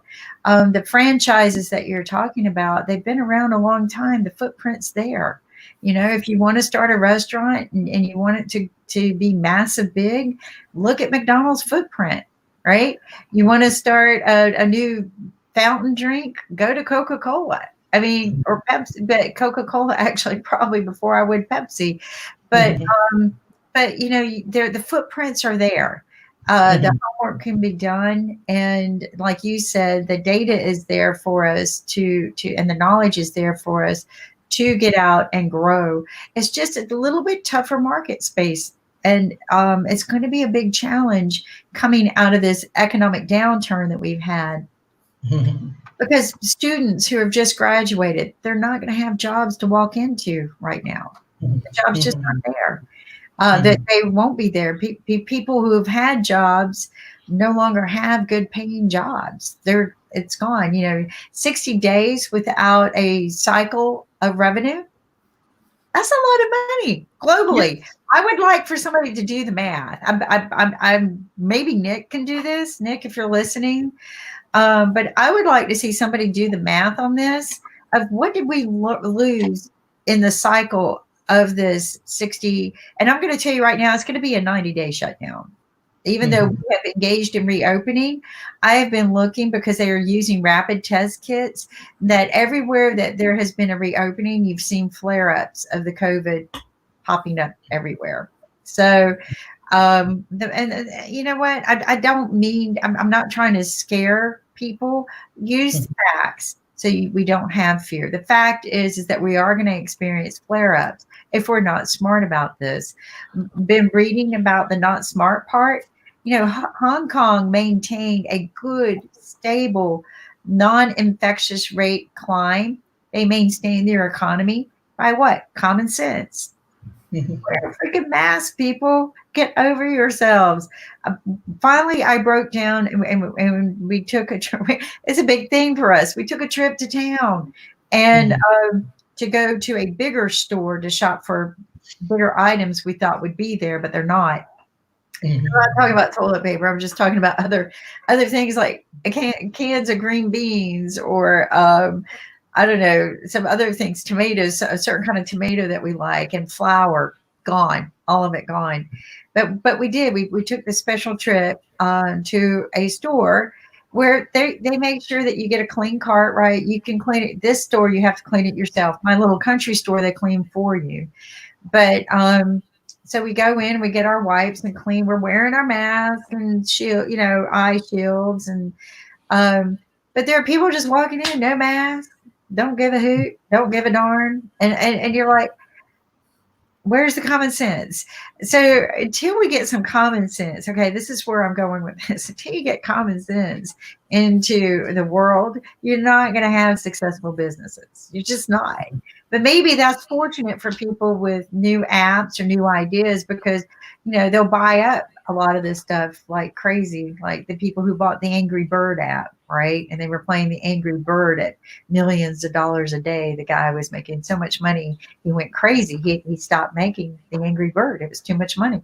So, so those are the things you have to think about. Think of the mindset of the market, right?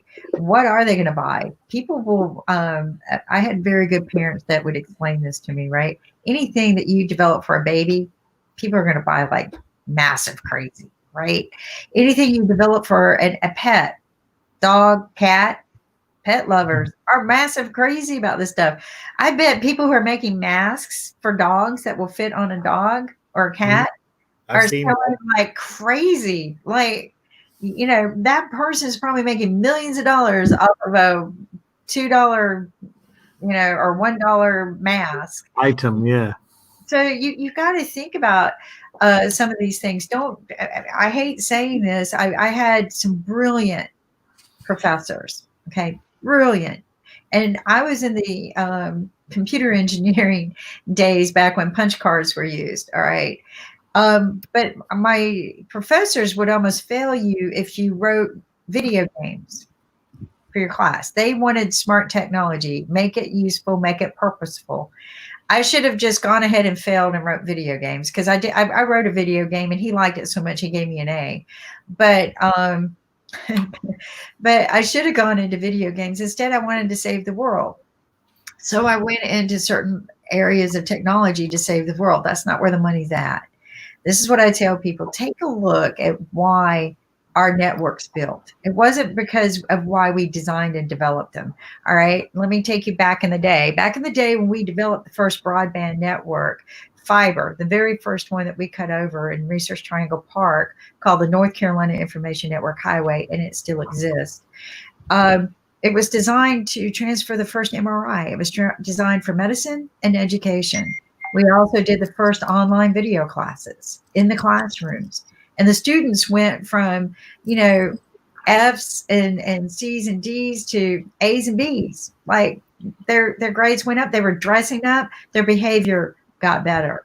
And we proved all of this. And the senator came in and he goes, yeah, but we don't want to be the first. We don't want to invest all of this. It was a lot of money. It was a lot of money. We don't want to be the first. We don't want to invest this kind of money and be the first in this, even though we've proven how great this technology is. Doctors were crying because we're going to save millions of lives because they can see an MRI instantly. Project shuts down, jobs are lost, and we go our own way. And the odd thing is what built the powerful network was two things. Do you know what they were? Okay, what? Two. Porn and gaming. Gaming and? Porn. Okay. That's what funded the network. That's what built the network. Mm-hmm. Example? And porn.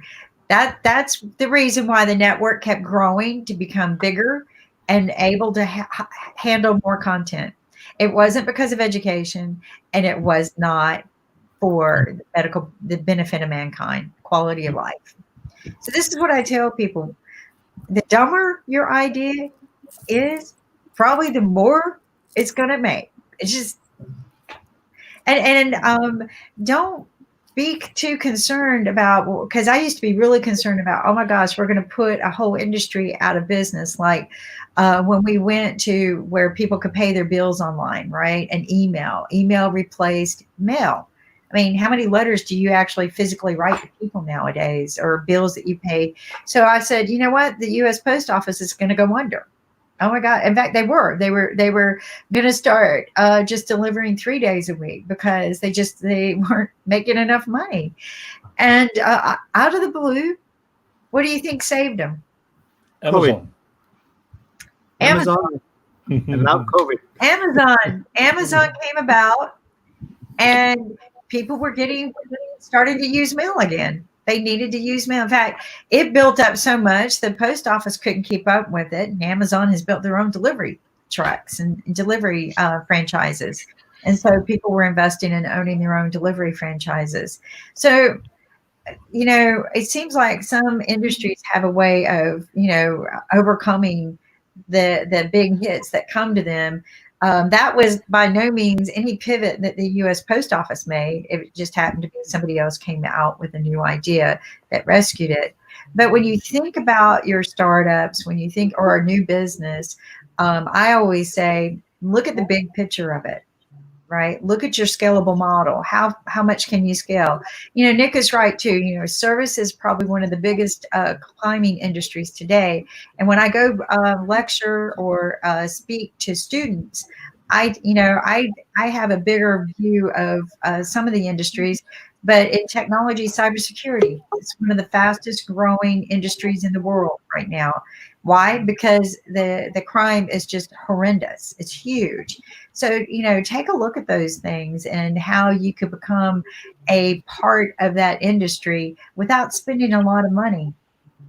And again, Nick said, yeah, there's not going to be jobs out there. So how can you become employable? And one of the best things I learned was very young in my career. The landscape changed in the technology industry.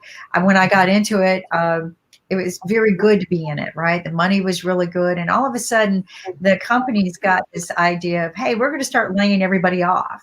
We're going to lay people off. We're going to, and that's how they drove their profit up, right? They would have several months where they're generating income, and near the end of the year, they would just lay everybody off. 10,000 people, boom, their P&L report jumped up. Why? Because they had more outgo, money. They had income reported, but no outgo. And then a month or two later, they would hire these people back.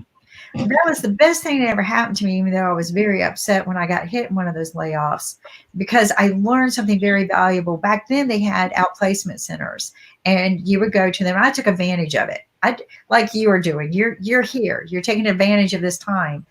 I took advantage of that, and I went to every session they had, every class they had, and I learned something very valuable about myself that nobody ever taught me. I have this, and I have this, and nobody can take that away from me. That's the most valuable intellectual property we own. And we graduate with that because you went to college. That was a lot of persistence. That was a lot of this and this. It's something nobody can take away from you or anybody else can take from you. This is your intellectual property. And if you have these two things and you keep persistent and you don't ever give up, my favorite speech from Jimmy Valvano, don't give up, don't ever give up, execute with excellence. People always keep coming back to you. They'll, and because it shows. Reliable, be reliable. Something Ann Kidd and I learned about starting the TV show. When you're reliably there every day, people start following you. They start watching you and they start listening. So always be reliable. And these things are just, you would think they were common sense, but I'm finding out it's not. Just like we have Startup Wednesdays and nobody shows up. Yeah. Nick and I, we finally gave up on startups, and I'm going to show you. This is a true story. Nick and I invested a lot of money with IBM to do a startup series at CES. We rented a mansion. We called in all the venture capitalists. It was such a sad story. But what we were building was beautiful. We had this mansion. We had beautiful views and rooms where we can interview people, bring them in. We had venture capitalists fly in from all over the country, maybe all over the world. And we had decided not to overwhelm ourselves with a lot of startups. I thought all these startups right there at CES would just flow in. I thought they would just be overwhelming. I think we had over 20 confirmed. I was so excited. And I get there, and not only 2 startups showed up in a 3-day filming session where we had a whole crew there. And now you have to understand, in the TV world, having a crew on site is $1,000 a minute. $1,000 a minute. And Nick and I, this is how our minds work. $1,000, $2,000. Every minute, our brain is counting how much just flushed down the toilet. Now, that's not even going to air, right? So we're not getting any content. And fortunately, we had all these venture capitalists there. I decided to pivot hard and go, you know what? Let's just go back to Money Masters and do some great interviews. And that's what we did. We did some great interviews. But I'm going to share with you 3 of the venture capitalists that were there. I'm going to share a video of 3 of them that showed up. It ended up being just a really good short take of 3 guys telling you what it takes to become successful like them. And I think you'll enjoy this, being startups as all of you are, and respect. Which one is it? Let's see. I got a bunch of them here. Here we go. Can you see it? Yeah. Yep. All right. So, do any of you know who these guys are? Napster guy, and there are two more. All right. So, John Fanning, who's founder of Napster, and principal founder of Uber. A lot of people don't know that, a founding father of Uber. Manny Fernandez, who is Who Wants to Be a Millionaire TV show, but self-made millionaire. His story's quite interesting. If you can get he tells several stories. It's kind of funny. And then this is Jason. Excuse me, I pulled a freshman, and he is the founder of Net Capital, which is one of the first online crowdsourced funding for equity. They came out and actually John Fanning is a investor in that company as well. But let's play their video while they're sitting around bored at our event. And here we go. It doesn't go well, you don't get a deal, you don't get a term sheet, that doesn't mean that it's over. Just having that conversation and having that relationship is positive, and maybe the next time or later down the road you come back with momentum. Someone like that might come to us even a couple of years later, and we know her and we're impressed with her, and we want to give her and empower her the opportunity to do her next startup. I think a lot about pitching and entrepreneurship is like, imagine for a moment, I had this small robot when I was young, and I turned it on, and it went and hit the wall. But it was smart enough to not keep hitting the wall and turn around and hit another wall. And then it was smart enough, kind of like artificial intelligence, to not hit that wall and it turned around and it found a way out. And I'm telling you, that's what entrepreneurship is about. Being persistent, you hit a wall, to either over that wall, under the wall, around the wall, but you keep going because you learn by each time, just like this. Aren't we learning by doing this too? Right? At least the John speaks.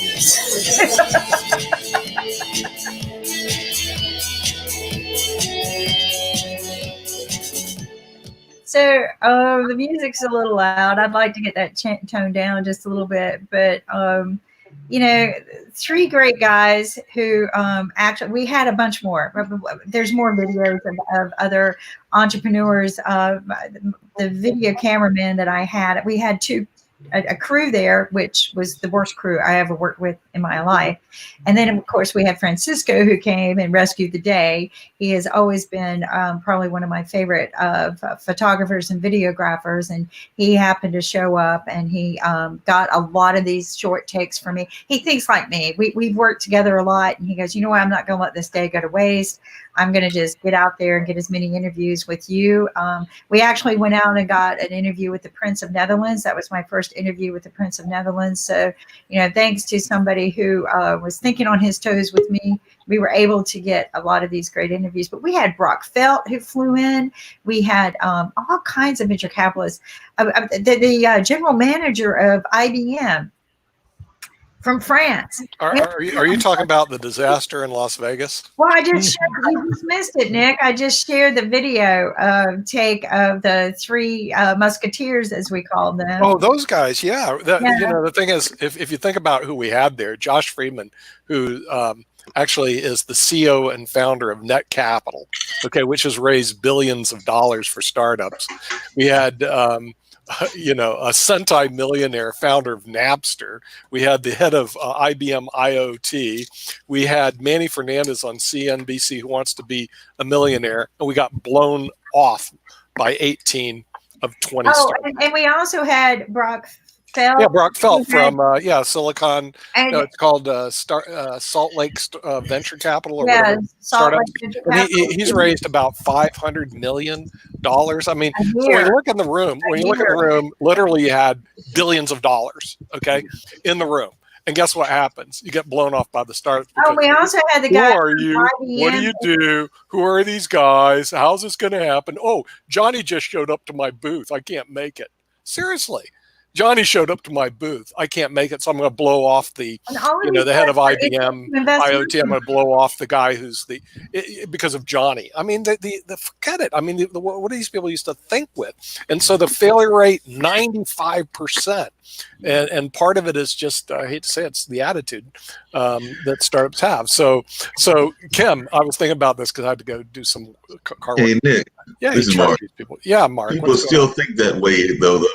Because I was actually thinking about that. I got a friend of mine that actually one of the founders of Black Wall Street. They asked event that goes on every year. They're actually taking a break to do some reorganizing, but they had folks that were regularly getting there. They were venture capital in a lot of different businesses, but I'm oftentimes shocked at the amount of people that when they're given this opportunity don't feel that it's a real opportunity. I know that you talked about there's that. no Even when question. you came out and everything, they feel that it's something that's doubtful and things of that nature. So I'm oftentimes shocked at that. And it's been going on for decades. I had a friend of mine who was a filmmaker, and he actually hired a top lawyer in Raleigh, approached a lot of people that with capital. I mean, it's known fact that they have capitals, whether they're doctors, lawyers, or Indian chiefs, but they've got capital.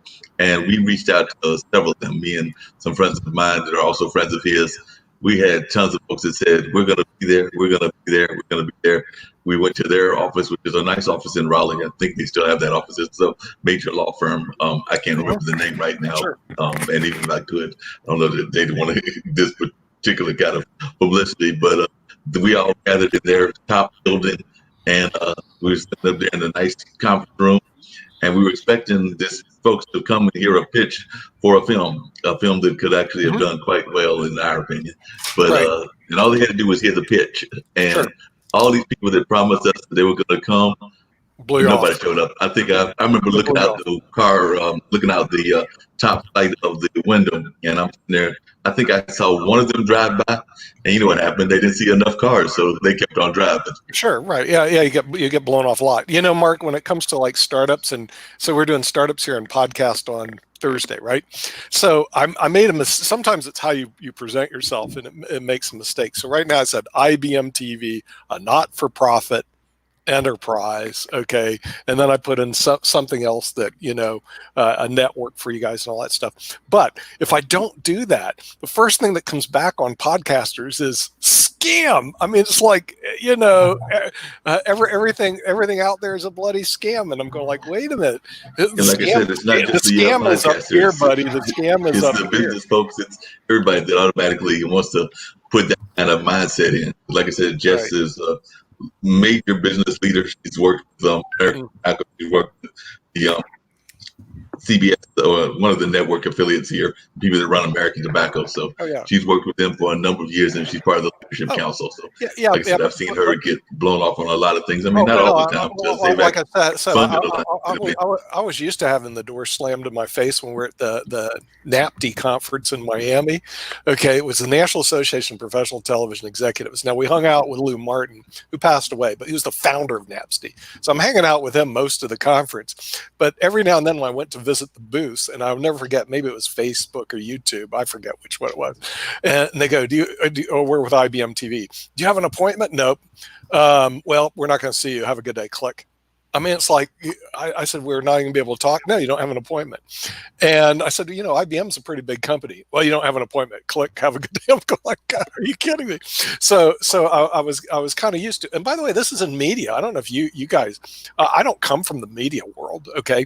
So, but what I did found about media is it is highly controlled, next to impossible to navigate through. And this is part of the reason we started IBM TV. We're going like, wait a minute, we don't have to kowtow to you guys because we can go direct worldwide through the World Wide Web to 4.3 billion people. What do I need CBS for? I mean, it's on the other channel. I can watch it, but we don't need your networks anymore. The internet has changed that. And even IBM has come up with a new program called IBS-TV or something like that. Anyway, what it does, it actually takes all your content, and we're going to have to look into this. It takes all your content using artificial intelligence and then delivers the type of content that you actually want. It's a new program, meaning it's about a year old, by IBM, and it's pretty cool because one problem you have with YouTube and any content is, and Netflix, all of them, is that they have so much content, and you want to listen to this particular content. How do you synthesize through it and make sure that your viewers listen to this particular content? So really what's happening is the IT, I believe what's going to happen is OTT programming. And by the way, NAPTE believes it. This OTT programming, like we're doing IBM TV, is going to make big inroads into traditional media. The traditional media model that has a stranglehold of markets are going to find themselves breaking down, and so I'm saying, well, they're going to have a real problem. And podcasters, okay? Yeah, Mark, get your podcast on CBS. Show me what century that's going to happen. Okay? Yeah, that will never happen. Just like I have many friends that are entrepreneurs, and they're not going to have a good time getting into some of the major corporations. They just need to concentrate on their own field and develop their own field rather than trying to. Because even on the entrepreneurial side, there's going to be a lot of breakdown because of what's going on in the world. I just read an article earlier today that I think a couple of the major chains are getting ready to fold here in America. Oh, really? Yeah, some of the major chains are going to fold here. Oh, yeah. I mean, just because you're a major chain doesn't mean you necessarily have a. Well, I think J.Crew filed for bankruptcy already, which was a big distributor. Because just because you're a major chain doesn't mean you have a free pass. And you know what's also going to happen, Mark? Okay, because we've been doing Startup Wednesday with unemployment high, 14.7% going up in the United States. Are going to be more startups or less? What's your thoughts? Well, I think there's definitely going to be more people doing startups. I think a lot of people are sitting at home right now that have had business ideas and business thoughts. So I think that they're going to start trying to do more of those, and they're going to try to actually do the education that they need in order to get those things rolling. I mean, one of the things that I feel is going on is we don't have enough people actually developing the plan in order for business. They come to business, but they don't necessarily have a good business plan or good plan of action. And that's one of the things that I hope the new startups are going to do is actually have a solid plan when they come together. I mean, I'll give an example, and it actually comes out of the world of entertainment. But I've got a good friend of mine, Ray Pascal. He was the person that did the renting for, so if you wanted to do an event at the Carolina Theater, you would go to Ray. And Ray said that he had tons of folks who would come to him and have great ideas of all kinds of shows, everything from Latin music shows to rock and roll to country to blues to jazz to soul, you name a genre. I mean, probably would approach him about trying to do some shows that were Indian and Asian based. But his one thing that he always says, he still says to this day because we're very good friends, is everybody's a promoter until it's time to cut the check. And then they're no longer a promoter because they don't have the resources to do it. So that's what he was always getting frustrated by, with these people would have some tremendous ideas. And then when he asked them, all right, it's going to cost you X, Y, and Z. And it's the Carolina Theater. It's 1,000-seater. So it's not going to cost them like going to the D-PAC or going to Walnut Creek or some of the more major venues. But it also wasn't going to be incredibly cheap either. Right. So, I mean, we're probably talking, a few $1,000 or something like that in order to successfully do it. It was big hall, the 1,000-seater, maybe somewhere in the range of 10 or something like that. So still something that was manageable. But, if folks don't have that in their disposable income, it's not all manageable. So I just thought that he got frustrated with that a couple of times because he sit there and go with all these plans and ideas. But when I asked them, how are you going to execute it, that's where it becomes problematic. And I found that with a lot of owners, they've got these great ideas. I know I had Ron Thomas on the podcast sometime back. He's a human resource person that is from the States, meaning the United States, but he's now based in Dubai, and he has his own human resource company. And he was talking about that as well. He was talking about how he got really frustrated when folks would come to him with a business plan, including some relatives. You know how your relatives are always going to come at you with something or another, but they didn't really have a concrete plan. But he actually also had a very interesting story that I shared, I think, with Kimberly on one of our calls, or it might have been on past one of these shows. But he was the gentleman that after he retired from Arthur Stewart and a lot of the high-powered companies that here in the United States. So after he retired, he wanted to get into the speaking circuit. And, a lot of people would go in that from a position of what some people would consider weakness. They would go there and like, I've done X, Y, and Z, hire me. He actually went from a position of power, and folks might want to think about this when they're approaching folks. What he did is he actually went to several conferences and he said, look, this is my background. This is what I have done. Now, if we know that how conferences work, there's a good possibility that somebody's going to drop out of this conference. You see that I've got the background, and you see that I've got the knowledge. So if somebody drops out of this conference, I want you to reach out to me. You see where that's totally taking it to a different kind of twist and everything. And he said that he sent out like maybe about I want to say somewhere between 7 and 10 of those kind of cold calls. And before, I think he did it like on Friday, and before the weekend was out, he had already been contacted by, I think, 6 of the 7 or something like that had said, yeah, you're right. Okay. So-and-so dropped out. I need to have you come in here and do this speaking. And this was around the world. So he had 6 global or something around that nature, 6 or so global conferences that were paying him some pretty good money. I mean, Nick, you've done global conferences, they get paid pretty good money. Yeah, and that was actually a pretty good return, because when you do mailers, and this is what people don't know about marketing, because the marketing classes you take in business school, and I got an MBA years ago, and it's so la-la land that it's not reality. They've never marketed. But seriously, if you send people a mail, that your response rate is like 0.25%. So if you send 1,000, you may get 4 responses. And I had tested that for years, decades on mailers, because we did them recognizing our response rate would be about 0.25%. So you have to think in terms, this is the magic of thinking big. When you send mailers out, you send 15,000 to 35,000 to get any response. And people don't know that you have to do massive amount of advertising just to get a little response in most market spaces. And that's the way it is. Now, IBMTV, we're structured a little different because we are international. Like on this call, Mark, you're the only one besides me in the United States. Ankit is beaming in from India. Willie Hill is beaming in from Australia. Raina's beaming in from Malaysia, and Alexander Starr's in Canada.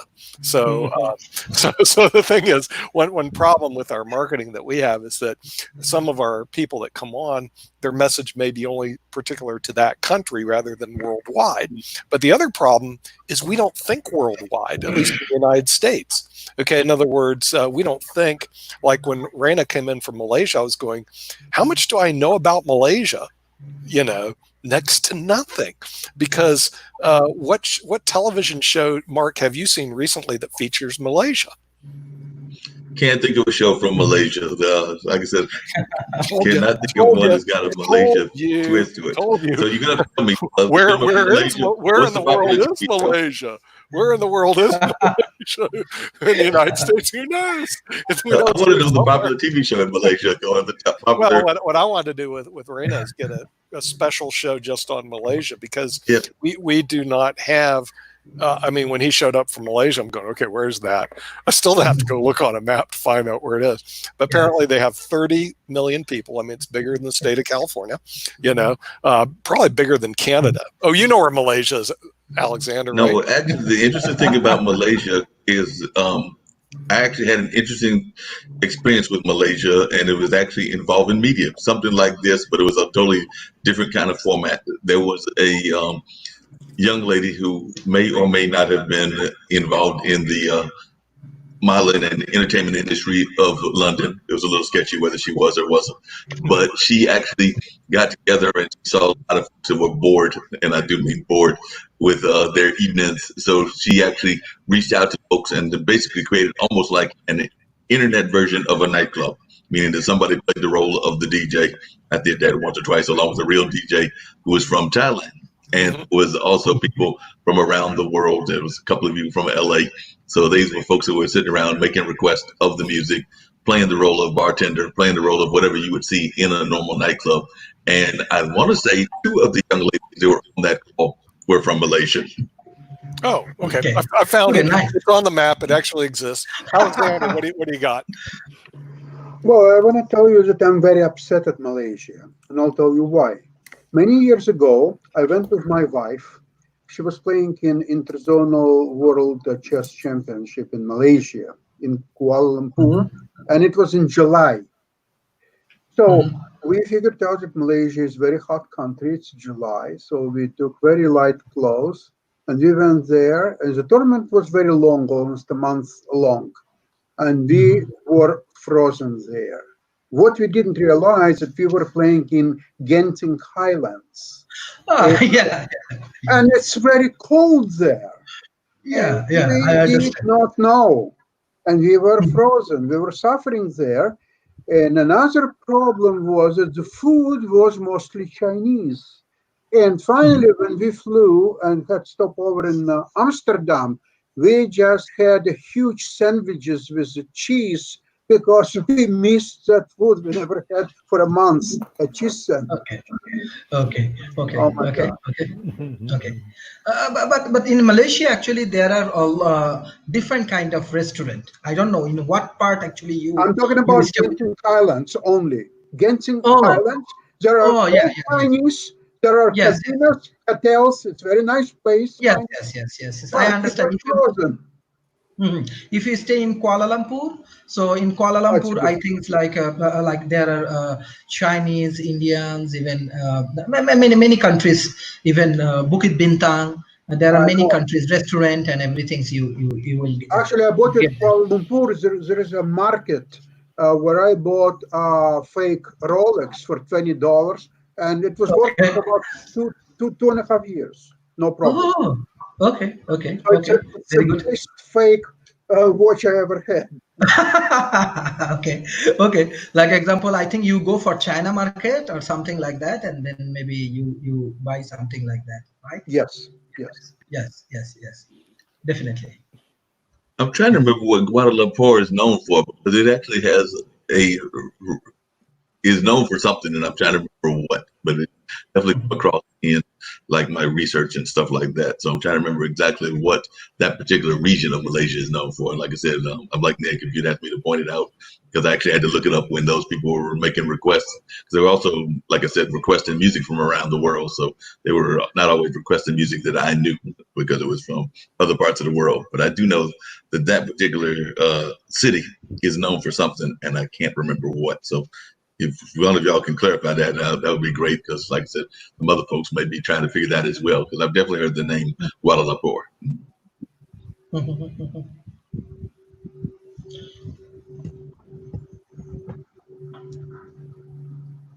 Nick, we can't hear you. Yes, I think he's my question is, do you have your own music style? Sorry, I was on mute. In Malaysia, do you have your own music style? Malaysia is on the hot seat right now. So does Malaysia have its own music style? Yes, definitely. They have different. They have own language, Malaya language, but their music I can share with you. I think in this show you want to listen Malaysian music.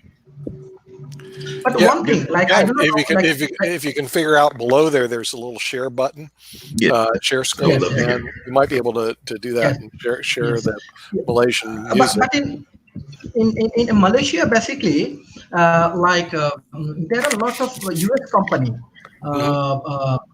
like IBM, like Google's, like Facebook, like many tech companies. They do operations from Malaysia for South Asians and Asia Pacific markets. So many big companies like Microsoft. So the international companies have international companies. Basically, here they do their operations from different countries. Right. Okay. So the multinationals are down there. Multinationals are down there. Yes. Yeah. Also, what is the big product they export? I mean, what's the big export? They have natural resources like oil and that Petronas. You're talking about last day Twin Tower. So Petronas is one of the biggest company. They have oil and lot of natural resources. That's why many Chinese company and many companies do their operations, as well as tourism is the best things in Malaysia. You got good beaches. Yes, we have good golf courses like Pine. Yes. Even like it's not far from my house. My house is in Subang Jaya in condominium. So there is a golf. Like I told you that MIT doing their operations here. MISI, Malaysia Institute of Supply Chain Innovations. So they are collaborate with MIT. So their campus in their campus side in Subang Jaya. Ron, Mark, just out of curiosity, what's the biggest concern in Malaysia? Is that like here? It's of course a lot of stuff definitely around the world. Coronavirus here, outside of coronavirus, it's been race relations. It's been things around class, things of that nature. What is the big issue of concern there? I imagine there might be some environmental concerns, but what are some of the other big issues of concern in Malaysia? No, basically, I share with Mr. Nick in the last show. Basically, Malaysia control this coronavirus. I think in Singapore they spread a lot of corona patients, but Malaysia until today they control. I think 30 million people, 108 people died, Right. and they control it very well. Today, I think around 39 people affected.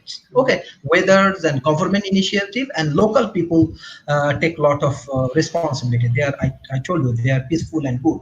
So now their biggest concern, they want to start their operation. They are trying to follow the SOP. Okay, they say the CMCO with the particulars guideline of World Health Organizations. They start their operation, business operations. So now their biggest things is that, and side by side, what I think as a researcher, like example, well and this kind of thing price go down. So Malaysia have like Petronas and this kind of corporation, they have heavily depend on this kind of business. So definitely it also creates some sort of impact. Even they have other natural resources and other things. They are trying to strongly working with China for COVID-19 vaccine and this kind of things. So they will export their natural resources to China. Okay, like the palm oil, they will export to China and they will bring vaccine to Malaysia. So this is the way government actually take a lot of initiative. For local people, I think 100% everything, everywhere people is not happy. But how I observe, they take a lot of good responsibilities and they take a lot of good initiatives. That's why now it's controlled. But until or unless without vaccine, we cannot say that it will be continued. But Malaysia tried the level best with proper mechanism. When we talked to Reina several days ago, we found out that Malaysia, with 30 million people, bigger than New York, bigger than California, has 109 deaths in coronavirus. They really controlled it really well. Where Mark here, it's just so out of control, it's not funny. In Australia, where Willie is, down in Melbourne, mate, you learn to speak Australian. You just go, mate, and then they all recognize what you're saying, mate. Okay, they only have like about 100 deaths or 97, and they have 24 million people. But Australia's controlled it really well, so has Malaysia. In the United States, we're still out of control. In India, where Ankit is, I don't know I know you guys went to lockdown. I didn't look at India, but what is your situation on the coronavirus, Ankit? The situation is PM addressed the nation yesterday, and so we are starting our lockdown 4.0 from 18th of May. And that would be a different lockdown because some of the states are free from coronavirus. Some of them are in orange zone where they have some people quarantined or they have some things going on, but cases are not spiking up. But some of the major capitals of India, financial capital or capital of India or maybe industrial capital, those states are having problems, so they are in red zone. So we might be having a different lockdown starting 18th of May. Also, the Prime Minister have announced a stimulus of around $300 billion for the economic overconsumption because there are a lot of equity. Ankit, do you have that chart that you show on the coronavirus chart? If you can share. And also, what we are doing is we are trying to bring the local brands into global brands, and we wanted to make it vocal so that those local will become global. Because we are 1.3 billion, so if we start vocaling around, we can create more global brands. So that is the message from the Prime Minister. We're so while you're doing that. Sorry. So while you're doing that, Rain and Willie, are y'all in lockdown as well in India and Australia, or are you able to move around?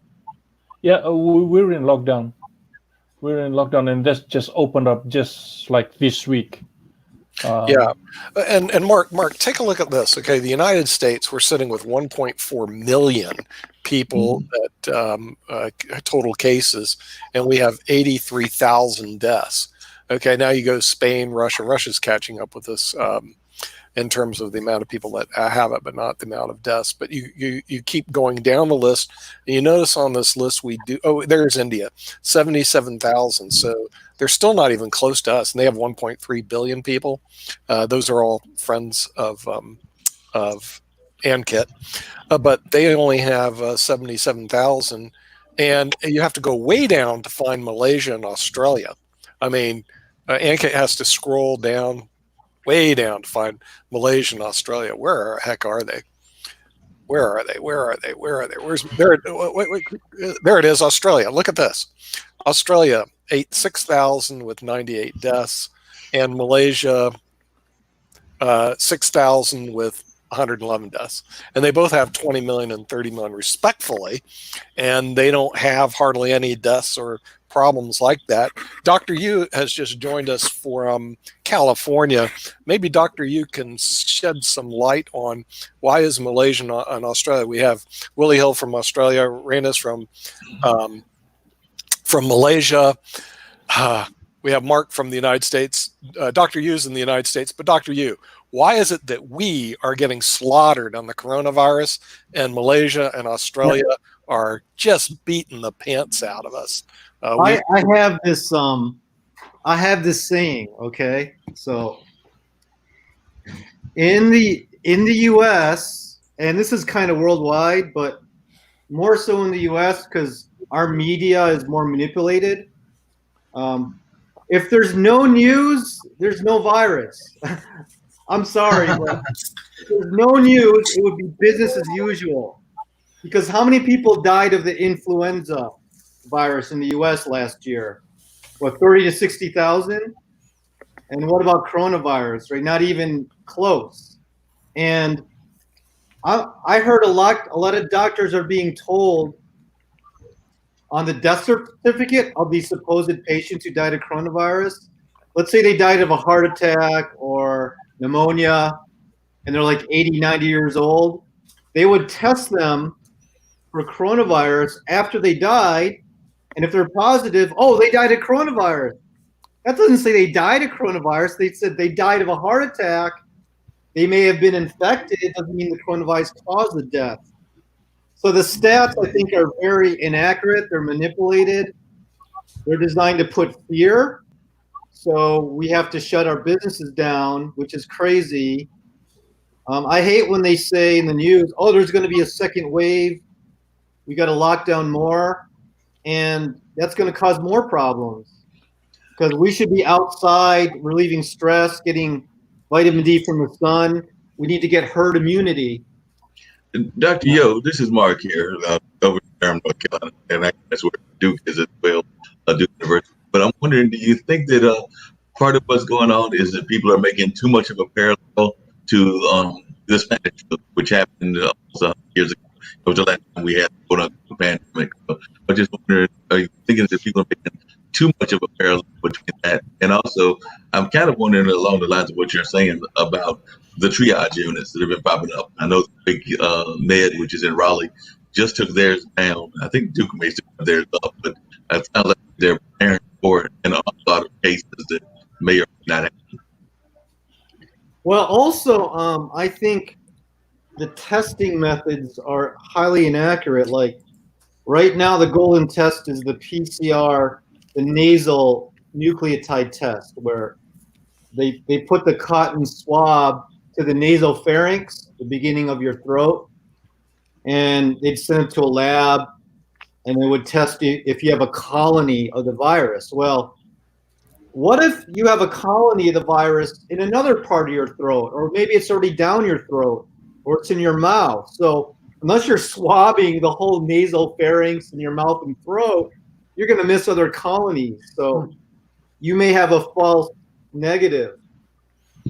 If you do the antibody test, which I think it's a more systemic test, because if you have the virus, it'll be in your blood, and they prick your blood, they put it in the testing cassette, they use a reagent to break it down, and it tests if you have IgM.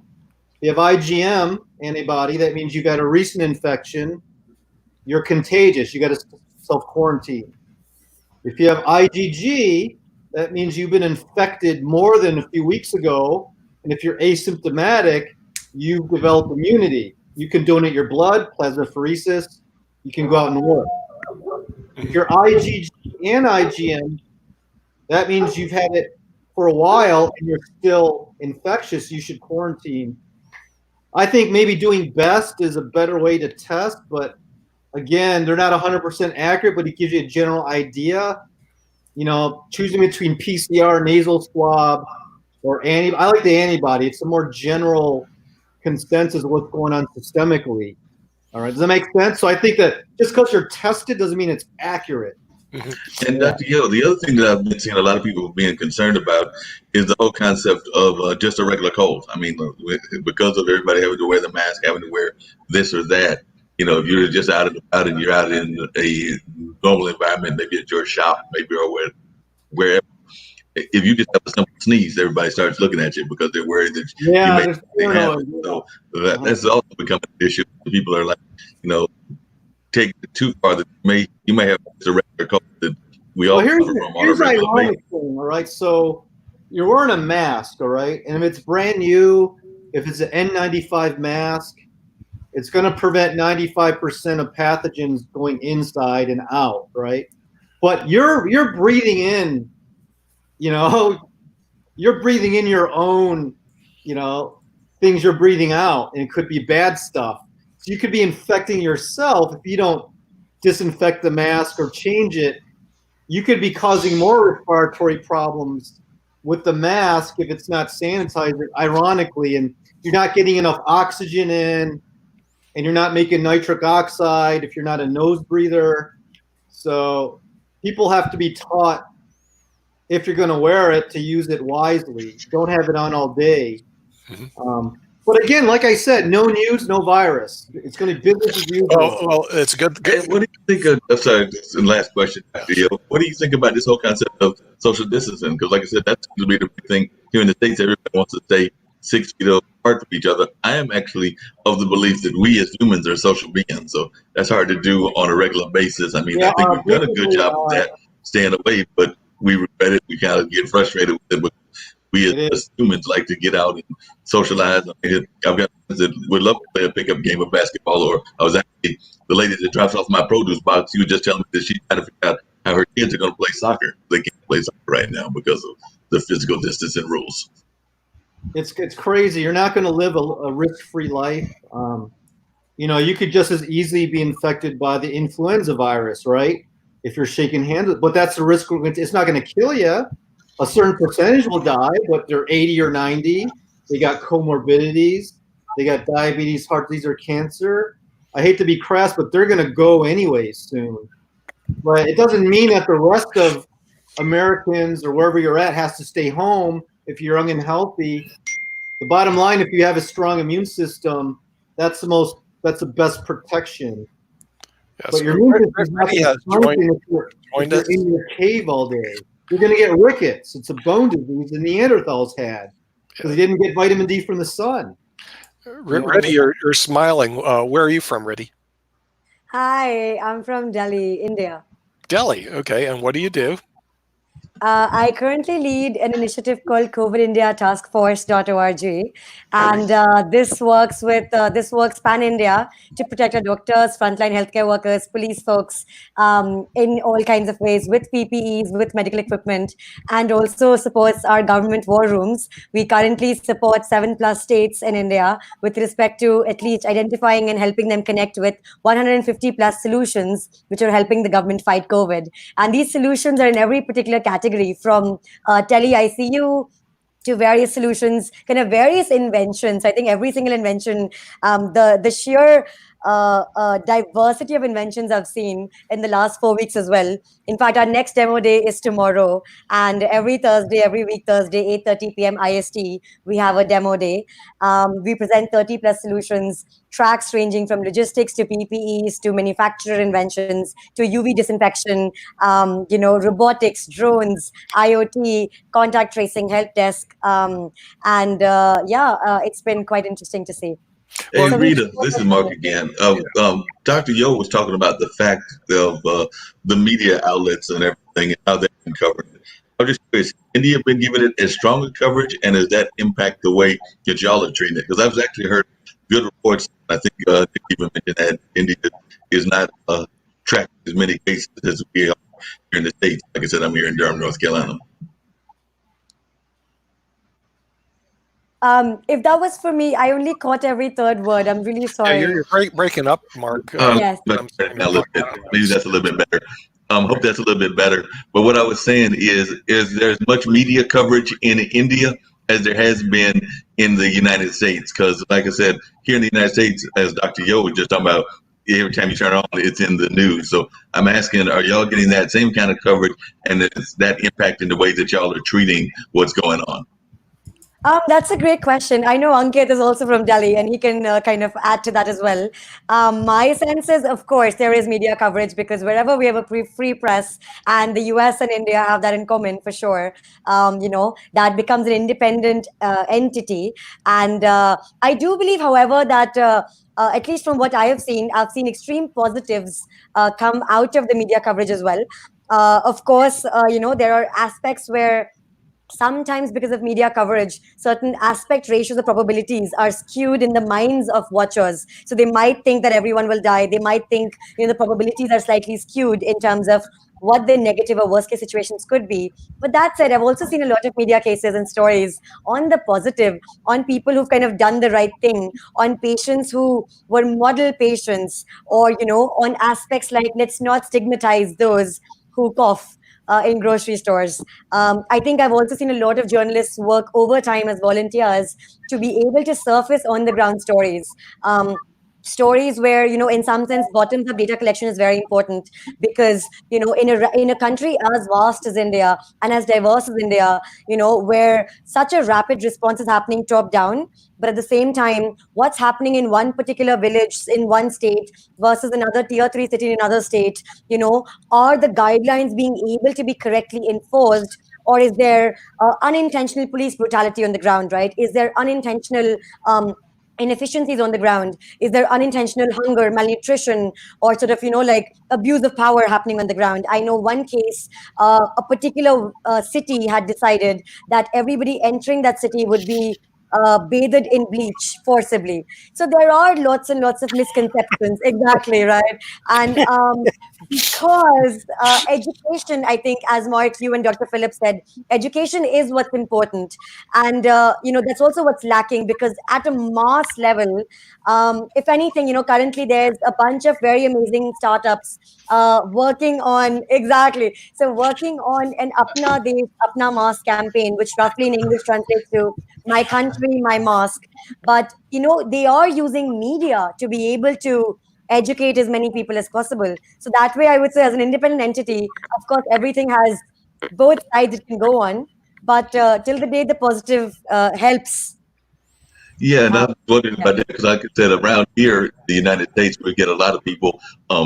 Nick was just actually making a reference to our president who thought that everybody should swallow cleaners and things of that nature. That was his solution. That was what everybody should do. Everybody kind of laughed at him. But then again, a lot of y'all around the world laugh at him for a lot of reasons and a lot of different things. But that's neither here nor there. But I am wondering, do we sometimes get too caught up with the whole concept of the cleanliness aspect? Because I do know that some people are concerned about, they don't mind going to the bathroom and washing your hands, to do that anyway, just in general. But then they're seeing like folks that are maybe become a little bit obsessive compulsive, and they're feeling like they need to clean off every surface, not just the surfaces that are high surfaces like the computer, your doorknob, the ATM machine. But I know some people around here that might be trying to do, spray down the entire house once or twice a week, and I just wonder if that might be taking it a little bit too far. Yeah, if you're too, people in the U.S., there's a lot of people are getting toxic. They're getting poisoned by too much bleach. Too much, and they're inhaling it, right? And so there is a point where you're too sterile. I mean, if you wash your hands too much, the natural microbiome, the good bacteria, if you wash that out, you have no innate natural immunity. So 80% of your immune system is actually in your intestines. Actually, it's your whole mucosa, starting with the mouth, the throat, pharynx, stomach, GI tract, all the way down to your bowels is all your mucosa. And if you don't have a strong, healthy microbiome, then you're going to be susceptible to get an infection. So the best ways to keep your microbiome healthy 80% of your immune system's in your, in your mucosa, the gut, everything. So, but you don't hear about this. You just hear about, oh, just take this drug, take remdesivir. It wasn't even invented for this coronavirus. It's for another virus, or hydrochloroquine, which is for malaria, not this. And now they want to come up with a vaccine without testing. They just want to rapidly approve it without safety studies. How does India feel about vaccinating the whole population? 1.3 billion people. What are we going to do about that? Riddy, you seem very happy. So the thing is, I guess you don't have it. You have a beautiful smile. You're all happy. People are dying all over, but you're happy. Well, Riddy, is that something you guys research the corona vaccine? Sorry. So it's very interesting Mark said that, because I was smiling considering suddenly I'm on this platform a spokesperson for 1 billion people, which is never going to happen, right?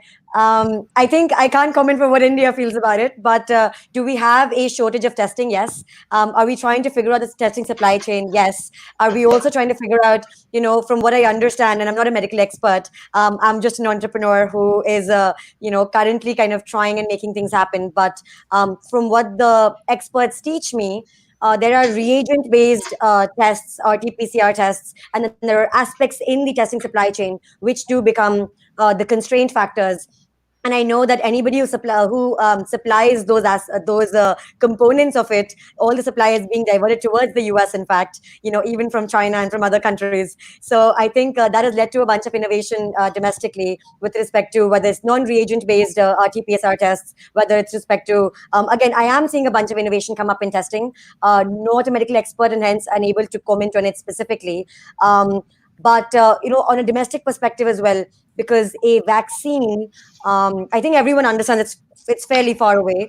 And in fact, our government, from whatever I understand of ICMR, has taken a stance that they want to be over careful.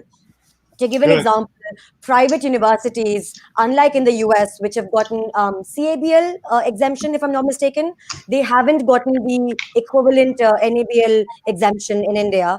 And so, because, they are BSL2 certified, but they're not at a certification level which can be conducting COVID-related, clinical trials, etc. So there are a couple of distinctions, and every single time, of course, the private sector is pushing for it. I have heard folks in the government be able to at least say that they are trying to be very careful with respect to the certification and testing. Of course, that is a double-edged sword as well, because I'll also have that, with respect to, for example, every single time a manufacturer needs to be, let's say, L1 or now L2 certified to be able to deliver some of these things to hospitals or to governments to be able to protect doctors. What happens is ultimately adding the burden of certifications doesn't always guarantee what the certifications intend, which is quality control. But what it does do is it also constrains supply immediately. It also kind of leads to, a block or a very, very long virtual line, if you may. And given the fact that there is a national lockdown, it becomes much harder, not easier, to be able to either get yourself certified or to be able to, it's not like we have perfect technological systems, right? So we did always have a bit of a bureaucracy, and to kind of overnight be able to change that is not possible. Which means we have seen the downside of, kind of theoretically being very protective, but having additional certifications as well. Again, I think it's important to take the spirit, not the letter of the intent. If the spirit is, let's try and be careful and thoughtful, and let's try to kind of err on the side of protecting, people, or err on the side of quality control. I do think the solution can be separated from the problem. If the problem is quality control, I believe a lot of innovators can come up with amazing solutions for quality control. Let's say blockchain-based end-to-end kind of tracking of, the source or the delivery or kind of rating systems, etc. But some basic solutions, like let's just have the manufacturers go through yet another level of certification and then cause more bureaucracy, and then it's not like people can't commit fraud even with those additional theoretical checks in place. So that's my quick comments on, both the positive and negative sides of some of the things I've seen over here. Rita and Ken, let me turn down so y'all can hear me a little bit better. And this is for both of y'all, and maybe the gentleman from Malaysia as well, because I'm not that familiar with that country. But one of the things that is an issue here is that people are concerned about is that as the societies reopen, and places reopen, that will highlight some of the disparities that already exist. We're seeing that here with some of the racial divides and some of the things that are happening that way. And I do know for a fact that India is a caste system. And don't get me wrong, America is a class system. So it's very much similar in that sense. I mean, you don't want to understand that, but classism is just as, it has its problems, just like the caste system may have its issues. But I was just wondering, is there some concerns among the different castes that this could highlight some of the problems that were already there already existing and cause those to even be more pronounced? Because I know that that's some of what we're seeing here with some of the groups that are doing protests. A lot of these are, I hate to put it, but they're bluntly white groups that are at the head of these kind of groups here in America that are trying to open up the economy because they feel that it's impacting their businesses. So I was just wondering, how is that caste system being impacted by by what's going on in the world? Because like I said, it is definitely impacting us all, and it doesn't matter whether you're rich, poor, Hindu, Muslim, Christian, or whatever, it's impacting the entire world. But I'm afraid that after things wind down, that we'll see more of the classism and other things come into the forefront. So I was just wondering, either one of you, and Rita, and if you want to jump in, Raina, or even Willie, I was just wondering what y'all's thoughts are. Because I know that even there in Australia, I don't know that much about the world, but I do study a little bit about it, and I do know that there's the Aborigine people that are there in Australia, as well as other parts of the Australian classes that exist. But I do know, I mean, we first learned about the Aborigines with that famous track runner way back when. Yes. I just want to know one thing. Yeah, perhaps Dr. Rana. Yes. Basically, I just want to know from Riddhi, even Ankit, because Riddhi, especially you are working with frontliner, right? India is a very big country, huge amount of people. So the frontliner, especially doctor, nurses, police, and a huge amount of group of people.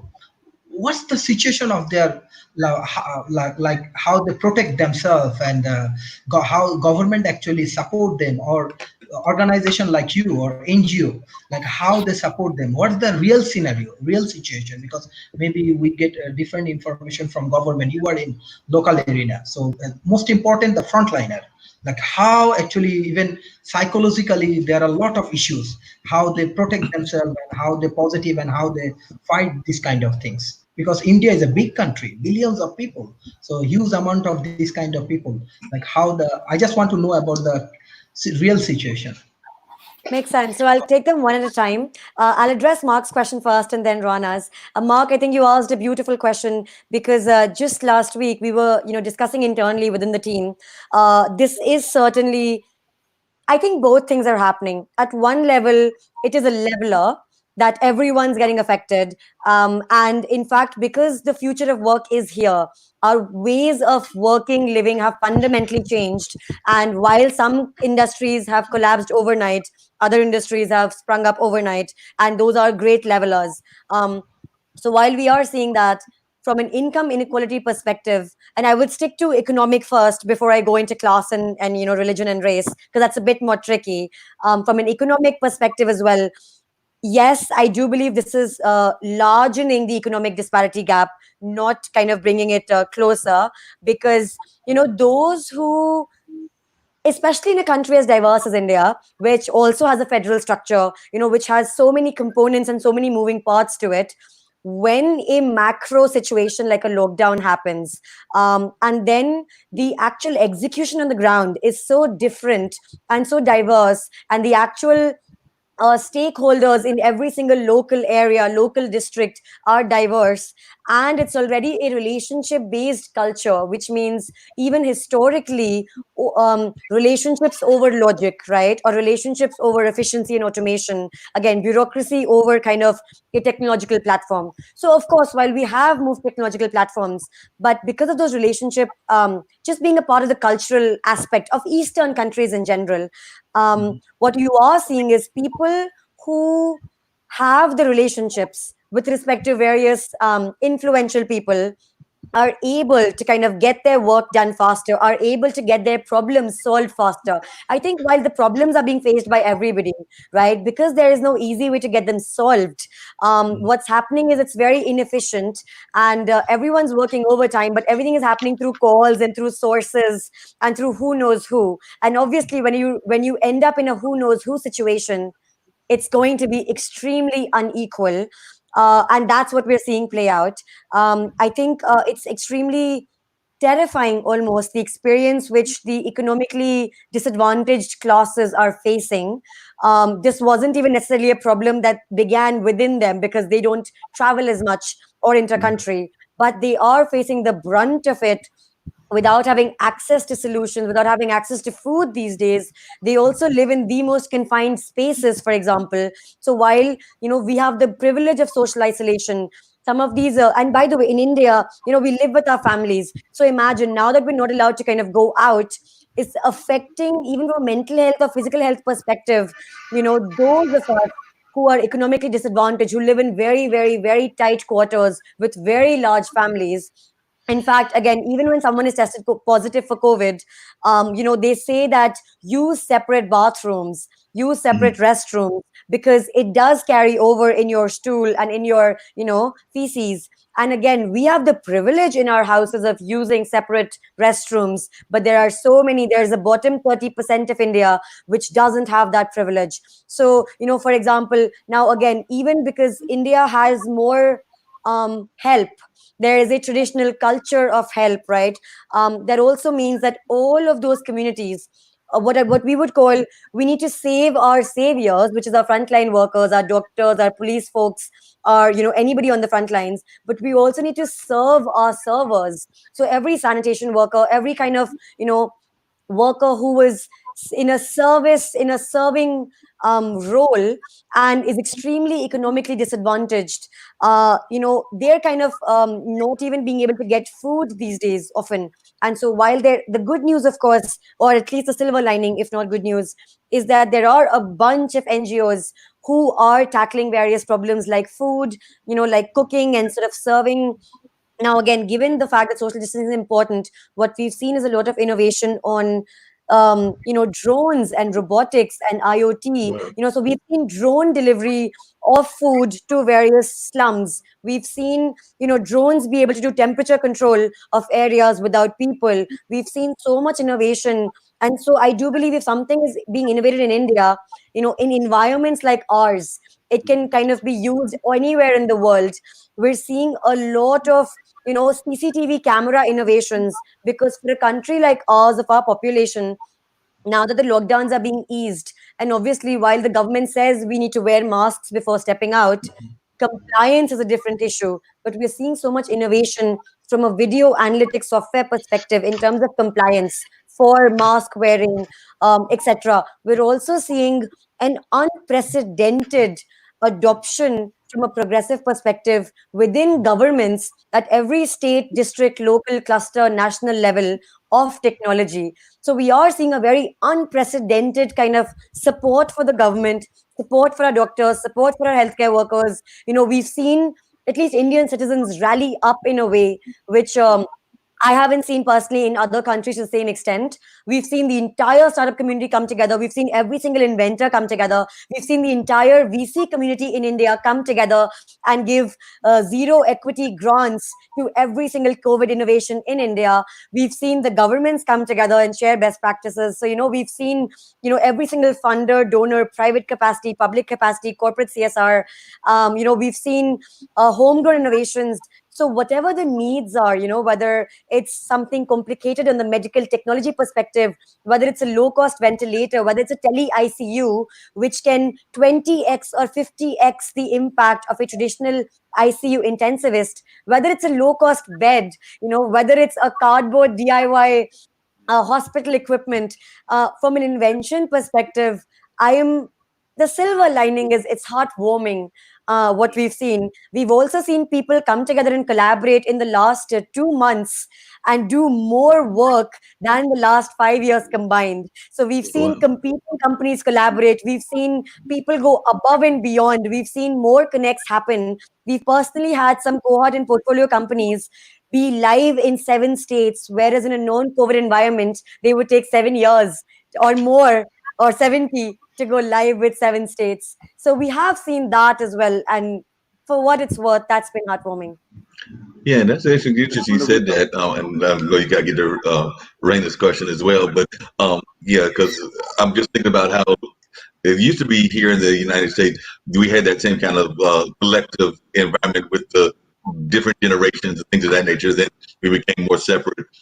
Still close to my mom and dad, but I know a lot of us are not as close to their parents, aren't as close to their grandparents. Whereas, like you said, and I've got other friends live in India and live around India. Then a lot of times y'all have got 3 or 4 generations living together, whereas we don't necessarily have that, and that's an advantage that I think that y'all do have compared to us and everything. One of the other things, and it's just a follow-up question, I'm going to get to Dana's question, is I'm also wondering about the way that we're working jobs. You mentioned that even what y'all have going on, because it seems to me that because of the COVID, because of the fact that we're staying at home and what's going on with the schools, that a lot of times we're actually working maybe 80% of the time and not getting out, but 15 or 20% of the time. Whereas generally, and yes, we've always had this kind of work, maybe overwork kind of environment here in the United States and around the world, I would argue. But I'm thinking it might even be more so because everything's in the house. So it seems like we're either eating too much or working too much because of the fact that those are the things that are going on in our lives and everything. And we're trying to find ways to stay engaged. And a lot of our work and our schooling is taking place here in the environment. So both of y'all are relatively young. I'm in my late 50s, but I was just wondering, how are you feeling about that whole kind of work concept and the fact that you're working from your home? So a lot of that means that you're probably working more than you would have before. Yes. In fact, what we've seen is I don't think India even had the kind of culture of work from home that the US does. I have worked in the US for a bunch of years. I was there for 7 years in California and on the West Coast. And, when I came back, of course, I think from a work ethic perspective, if I'm allowed to be politically incorrect for a second, we didn't quite have the same work ethic. Ankit is smiling, that I was used to from my time in the US. What I have seen, however, again, I'm going to focus on the silver lining, that companies, because they had to figure out work from home, people have become more productive. And I'm going to take that as a win because I have to run companies. So I think, yes, that balance has gone away. But I also think because this has gone on for 2 months, if it was only for 15 days, it would have got driven us crazy. I think the ironic nature of the fact that it's gone on for this long also means people have had to figure out, necessity is the mother of invention. People have had to figure out how to separate within their home a workspace or their bed space. I personally used to always work from my bed when I was at home, and now I can't stand that room, so I have to be in a separate space to be able to work. People have had to figure out and take mental health very seriously. People have had to kind of destigmatize the fact that yes, we are going crazy. Yes, we do need to talk to each other, and yes, we do need to be able to call a therapist helpline and just vent or scream into a pillow. And yes, that's okay. So, I think I've seen companies go above and beyond as well to be able to offer mental health resources to their employees and to be able to be more. I think I've also seen companies become more tech friendly. What we've also seen is, the startup ecosystem, I think in any country, is a certain percentage. So in India, that might be, I'm throwing out ballpark random numbers, 5 or 10%.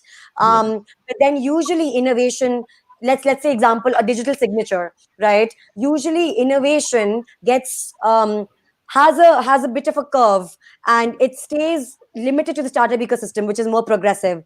This has become a leveling factor where so many companies have been able to actually transcend, like when people of my parents' generation and my grandparents start using Zoom, we know everyone is becoming technologically friendly, right? And that's just one example. When industries like real estate start ending up on Zoom, when so many traditional industries start looking for digital signatures, and so on and so forth. So I think that way, we've seen a bunch of progress happen. Thank you. Well said, Rudy. I just wanted to add a few points that during this pandemic, if you see across the world, countries with limited resources, they are doing good. We can talk about Hong Kong, you can talk about Malaysia, you can talk about Singapore, you can talk about Macau. So that means company with limited resources and country with limited resources, they are doing good because they know that they have this much resources and they have to manage within the same frame of mind. And that is also happened in India. India might be a big country, but we always have limited resources. And we know that how to manage our work in that limited resources and within the time of frame, because we know that we are 1 billion people. That means 1 billion mind are working. But we know that only 10% or 20% of people are more productive than others. So to utilize that on a single platform, that's what Riddhi is doing. I mean, though there are a lot of task forces in India and around the world, but Riddhi is doing good job in, converting those task forces into a good team, and that the team is working towards those solutions. So I think when we hosted Riddhi a couple of weeks back, we were discussing about some solutions, and now she's saying that they have around 150 solutions for different industries and experts during this COVID thing. And India is always an invention country. I mean, it's just that we are not sure how to market to the global world because we are 1.3 billion, so we can consume ourselves on our own. That's what our Prime Minister said yesterday. That we have to promote the local product with our vocal voice on a global platform. Because we are 1.3, if we start shouting about some product, I think it can reach out to the world. So that's what we are trying to do. And more probably, I mean, if you see the case studies, South Korea is doing good because they know that they can sanitize the whole country and they can test the individuals basically whenever they have those resources available. That's what they are doing. The same thing happened in Hong Kong. I'm not sure about Malaysia what happened, but the conclusion is that with limited resources you can do a lot of things, but with unlimited resources you take things for granted. That happened in Europe, that happened in South America, that happened in US as well, because you think that you have good amount of the dollar note, and that is not solving a problem right now. The problem is solved by a human, and that's what we need to do right now. It's not about the dollar note can bring you a mask or things like that, but you have to look for solutions and look for preventions as well. Because if we don't prevent right now, if we stop preventing things, I think we have limited people where we can vaccinate them or try to help them in terms of different solutions, and that is what we are doing. And in talk about, and also I don't have a fact, but I'll tell you, apart from doctors in India, there are, I think 25% of the doctors working around the world who are Indian, and they're in different countries. And they are talking about different researches and solutions. And I think in Bangladesh as well, there are a lot of people who are working outside Bangladesh for the same solution. Because we are a very close-knitted country. I mean, if we go 100, 200 years back, Bangladesh, India, and all the Asian, most of them are a single country. So yes, we know how India, Pakistan, Bangladesh. Basically. And there's also a word called jugaad. It's a Hindi word, but that means be positive and try to solve a problem. So if I am in US and if I am having a problem, you people will say that because of the issue or because of the process we can't get the thing done. But in India, after the big no, we still try to see what we can do and how we can cover up that work as well. So that is known as jugaad, and that is also a part of MIT MBA class right now. Very true. Yeah. Good weight and well connection, and also right now we are not talking about caste system and all those things. We are talking about one world and one India, and that is what we need to do. We need to spread love and we need to share the best practices around so that we can fight with pandemic. And I think half of the fight is almost over. We just have to continue doing the same thing. That's why our PM yesterday announced lockdown 4.0, that we have to continue following the same thing for next couple of months so that we can get rid of coronavirus, because vaccine will take around 6 to 8 months more, maybe more than that.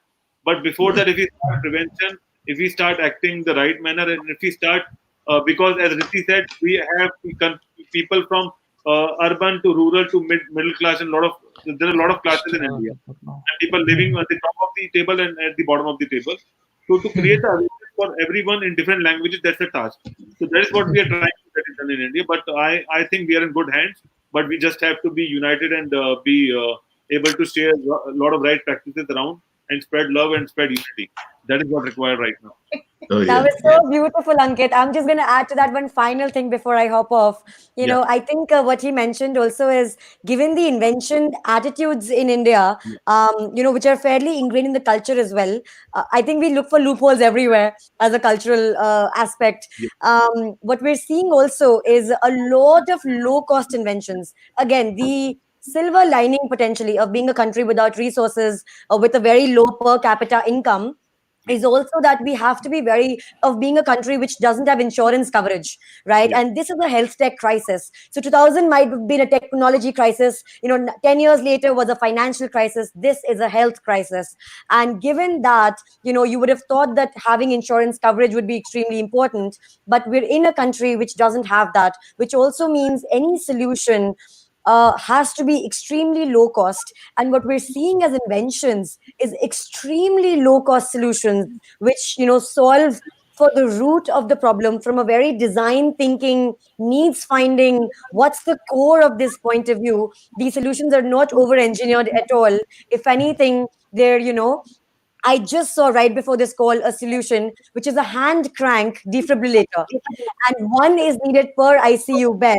And this is a hand crank one, right? So it operates without electricity. Now, again, India is also a country with extreme electricity shortages. So the point is, we have extreme problems over here. We have a fluctuating power grid. We have no electricity. We have a very, very low per capita income. We have last mile issues. We have extreme poverty. But I think because of that, we're seeing that much more invention in solutions. And if anything, those should not just those should be exported to the world, because whatever is working over here, these costs are so tiny and negligible for other countries, primarily with a higher monetary currency value. Nita, before you leap off, and I know you said you had to leap off everything, but I did have two very quick questions. I agree that we need to be more global and everything of that nature. That's actually, what we did in terms. I mean, the governor did bring us into phase one, but even here locally, our city council and our county commissioner, and actually I would consider both of them friends of mine, have said that, hold on a second, you might want to do that. We're still going to stick to some of the stricter criteria because we're seeing some evidence of things that we're not too pleased with in the Durham area, because Durham is third in terms of our cities behind Charlotte. I forget what the second city is. It might be Wake where Kim is. I can't remember whether it is or not, but I know the third. Our city council was just saying that we might need to hold the brakes for a second. So he's not quite ready to fully go into the state order. So I was glad to see that. And like I said, he's a family friend. But before you got off, the question I had for you was, you said you're an entrepreneur. And by the way, you're a great speaker, and I already had Kim on the show. So I'm inviting you onto my podcast. I do a podcast every Monday night. I had Kim on there 2 nights ago. And I don't mind that you're in India, because I can do special arrangements. I had Renita Roy, who's a photographer from India, and we just arranged the time frame. Because like I said, 7 to 9 p.m. I know it's very early for y'all because of the time difference, but I can do it at like even this time through StreamYard or through Zoom or through one of our other platforms. But I was just curious, and then Arid special. But I was just curious as to what your entrepreneurial business was, and I was inviting you to my podcast. Thank you so much. Very heartwarming. I would love to come. And if I heard the question correctly, you're wondering about my entrepreneurial history. Is that correct? Got it. Okay. Yeah, thank you for asking. So I started programming when I was 10 years old. I went to Stanford University in California when I was 16. I have 2 degrees from Stanford, both in computer science. But given the nature of how amazing the US education system is, it took a girl with barely any self-esteem and filled her with boatloads of it. And, I took every class under the sun. So as a kid in a candy store, of course, I think I would owe a lot of credit to Stanford, actually, because in addition to my Indian genes, it was that upbringing for my formative years from age of 16 to 23, which really made me be able to do what I can today. So Stanford in general produces entrepreneurs. I've seen that through and through again. I was very lucky to not just be, part of companies like Facebook as a software engineer. I was on the Microsoft HoloLens augmented reality team as a product manager. But then I was also part of a $700 million VC fund in the Valley when I was 21 years old. So I got a bunch of really amazing experiences, all thanks to my time in the US. I don't believe I would have gotten experiences at that young an age, which were that significant if I was over here. Because slight interesting fact, I don't think they give me, if I wasn't an entrepreneur in India, from a job perspective, they don't trust me enough to do at 29 what I did at 21 already in California. So I'm like, okay, I did this thing 8 years ago. But so I think in India, I need to be an entrepreneur to be able to do interesting work. The good thing is there's so many problems, which means to a person like me, there's so many opportunities to be able to solve things. Within India, I have a disaster management experience as well from 6 years ago when some Kashmir floods had hit. After that, I ran a consumer lending fintech company, which was VC funded. So that grew from 0 to 120 people in 2 years. It won a bunch of awards, Touchwood, for its time, like the Lendit International Innovator of the Year finalist, FinTech of the Year in India, and so on and so forth. We also were able to get Forbes 30 under 30 for Asia for the year 2017. And then after that, as startups have to go through it, there was a liquidity crisis and our company shut down overnight. Because of that, I became a consultant to other founders because ultimately once a founder, always a founder. And the founder empathy is so high that I just want other people's companies to survive and thrive. And, if I can help in a tiny way, that feels nice that I did something for another founder. And ultimately for COVID India Task Force, this started exactly 2 months ago. So today is our 2-month anniversary, actually. And thank you so much for having me here. And what I will say is, I'm so proud of every single volunteer because we currently have 1,000 volunteers pan India. 120 of them work 12 hours a day or more. 60 of them work 16 hours a day without payment. And we've accomplished more in 2 months than I did in my paid company, in a year and a half. So that just goes to show what this crisis is bringing out in people. It's bringing out the best of humanity as well. Within 2 months, we've been able to set up 15 different sub teams, everything from pan India PPE demand supply matching to fundraising for it. Our current target actually is 2 crores to supply to some very large demands from the governments.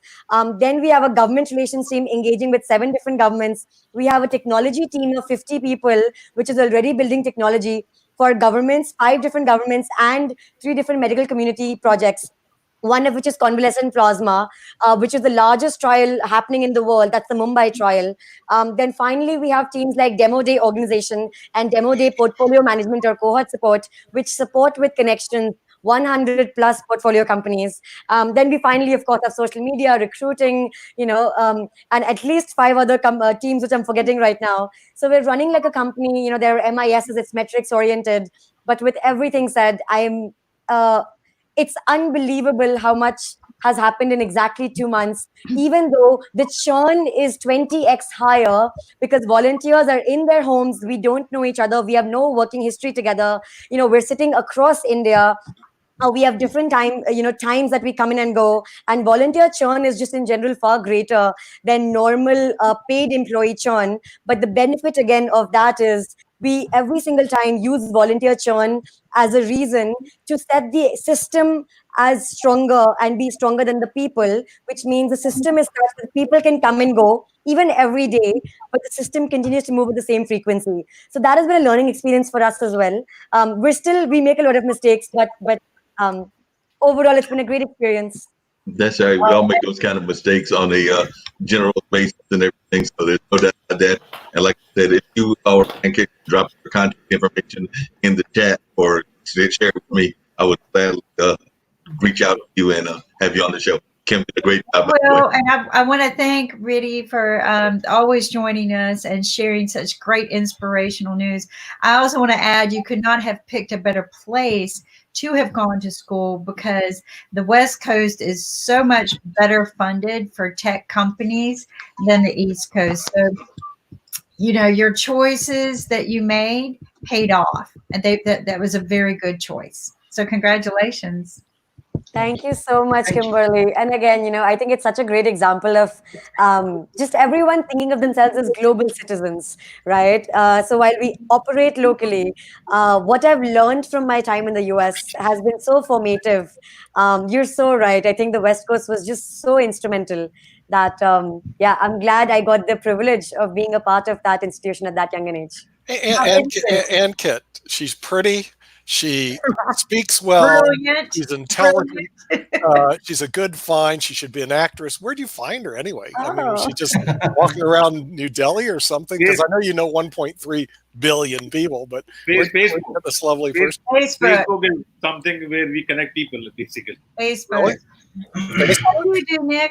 Yeah, sometimes, just. But no. Wait, I got a question for Kim. Did you really get Larry the Cable Guy? You really get Larry. Yeah. Is he really going to be on the show? I don't know yet. Okay, but you're in He's contact. gonna like our show, but he responded and said to send him an invite. So that's what I'm doing. Seriously? Okay, just let me know when he's on. I don't know if they've heard about him overseas, but he's big here. Larry the Cable Guy. He's funny. He's realistic. He's like the Larry the Cable Guy. I mean, he's totally out of control. The only, I love Larry, Jeff Foxworthy, all of those guys. But I tell you what, if somebody brought Gabriel, Fluffy. I would just pass out. I can bring the Indian version of Gabriel. We have a lot of Indian version of Gabriel, but I can't bring that real Gabriel. I'm going to hop off. Are you going to leave us, Rudy? You're going to be back, right? Unfortunately, yes. But you're coming back, right? Every single time you invite me. Every single time. Yeah, because we need to have a star on the show. We should put you on the celebrity. Then you just do the same rap, but just tell the Americans this: you're an actress, the most famous actress in India. We'll all believe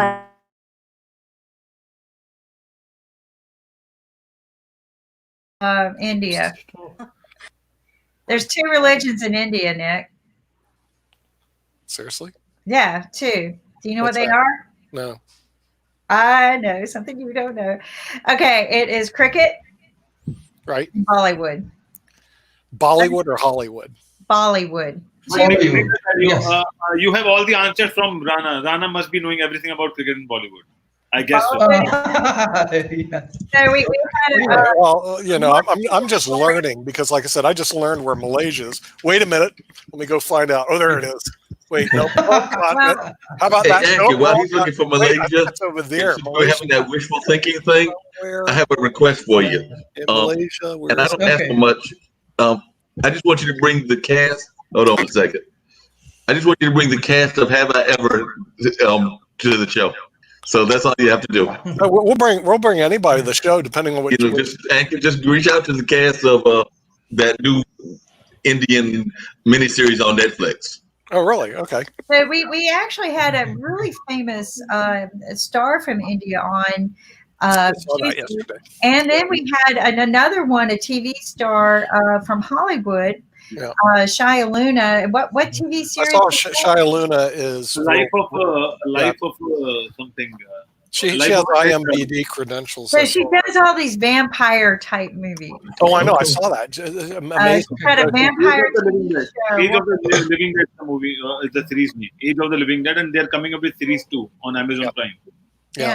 So it's really neat. We've got just a little bit of advertising today. We've got Weed Wednesday, which is Jeff Icon, who is his mission is to free all the people that are in prison for life for nonviolent crimes that we're dealing with. Smoking marijuana, and they throw people in prison for life. And it's ridiculous. For life. And so he has, I think, been responsible. I know for one, but I think so far they've been able to release 2 out of the hundreds, but that's his mission. But he has a wonderful show, Weed Wednesday, of all the wonderful things you could do with marijuana. He has doctors on the show and everything. That starts at 3 p.m. Eastern Standard Time. And then tonight we have Kevin Godey. Kevin's going to be on tonight? At 7 p.m. Yep. Is he actually going to have a show? Yeah, it's on IBMTV. Yep. Really? Tonight, 7 o'clock? Okay. Is Larry the Cable Guy going to join him? No. This is Larry's going to join us. I know that. See, I want to stay with Kevin. Kim, I've got a question for Willie because you actually just raised an interesting question. So I've got a question for Willie, and I'll make Nick's bad make the question for him. But Willie, you're up there in Australia, and folks don't want to. The United States was a penal colony as well. It was a penal colony. They were set up as a penal colony for London. So was Australia. What is y'all's penal system like? Because we know our penal system sucks. So what is the penal system like in Australia? Is it as class-based? Is it as horrible as the United States penal system? Because, like I said, both of us were set up as penal colonies from England. I can't. Did you hear? What is the prison system like in Australia? Oh, Willie knows what those are. Willie would know. Yeah, tell us, Willie. That's what I was asking, Willie. Yeah, it's not as strict as the US. It's like it's graduated from the penal colony. We've made the transition from that to like being farmers, which was sort of the next step when they came over, and then from there into the Industrial Revolution. It's not that strict. It's not that bad. Yeah. One of the things that I'm seeing is a lot of people have a hard time. The only thing I can see is sometimes it's racially biased, like especially with coronavirus. You can see it's rearing its ugly head. Yeah. These are some of the things that I've kind of noticed that kind of stood out. Thank you. That's okay. You're welcome. One of the things I'm looking here, I don't know if this has happened. These people that are protesting, I'm going to ask a question. Is that protesting or is that corona fatigue? Corona fatigue, as in, you can get ad fatigue. I think that's a good way of describing it as corona fatigue. I think a lot of it is frustration at losing and not having the income that they usually would have. There is probably maybe some racism that is involved with it, but a lot of it is definitely corona fatigue, where folks are frustrated because they've not been able to get the economy that they're used to, their personal economy. But I mean, this is a worldwide pandemic and you have to adjust. And I think some people are not as good at adjusting as others and things of that nature. So I think that that's what's happened, is that a lot of these people that are protesting are frustrated. I mean, a lot of folks, I'm not going to say where. I did tell Kim where when she was off my shoulder. I'm not going to say where now. But, a lot of folks I had the big rough beard earlier, so I did sneak a haircut in from somewhere. And a lot of folks were not able to do that, and they've gotten frustrated with that. I know some friends of mine have had family members cut their hair or do other things. So there have been ways that people have gotten around it, but some of that fatigue is also personal fatigue, meaning that they've gotten used to certain things that they want to do all the time, whether that's going to a club, whether that's going to a concert, whether that's going to a movie theater, whether that's getting their basic needs like their hair, their nails, their ladies, and other things done on a regular basis, even getting their eyeglasses checked and things of that nature. So a lot of that has been restricted because of the fact that we're in the lockdown. So I think that folks are getting frustrated by that. But I am seeing more people going out, like out and about, some wearing the mask like they should, quite a few not wearing the mask, and just getting out and about in terms of like trying to get out while still enjoying this, while still having the 6 foot, or in some cases maybe even 8 foot of separation. So I think that that's part of the frustration. And then there are also people that are frustrated because, in my mind, because they're not able to do things that they usually would do. I mean, I had a friend of mine who his wife passed away not that long ago, and when they did the funeral, because it was in the time that this was going on, many of us could not attend. We had to watch it online, or and there was restrictive amounts of how many people could be there and everything. So that's a very much the passing on of somebody is also very much a social thing that goes on in all societies. So I think folks are having to adapt in a lot of ways that they're not used to adapting. Yep.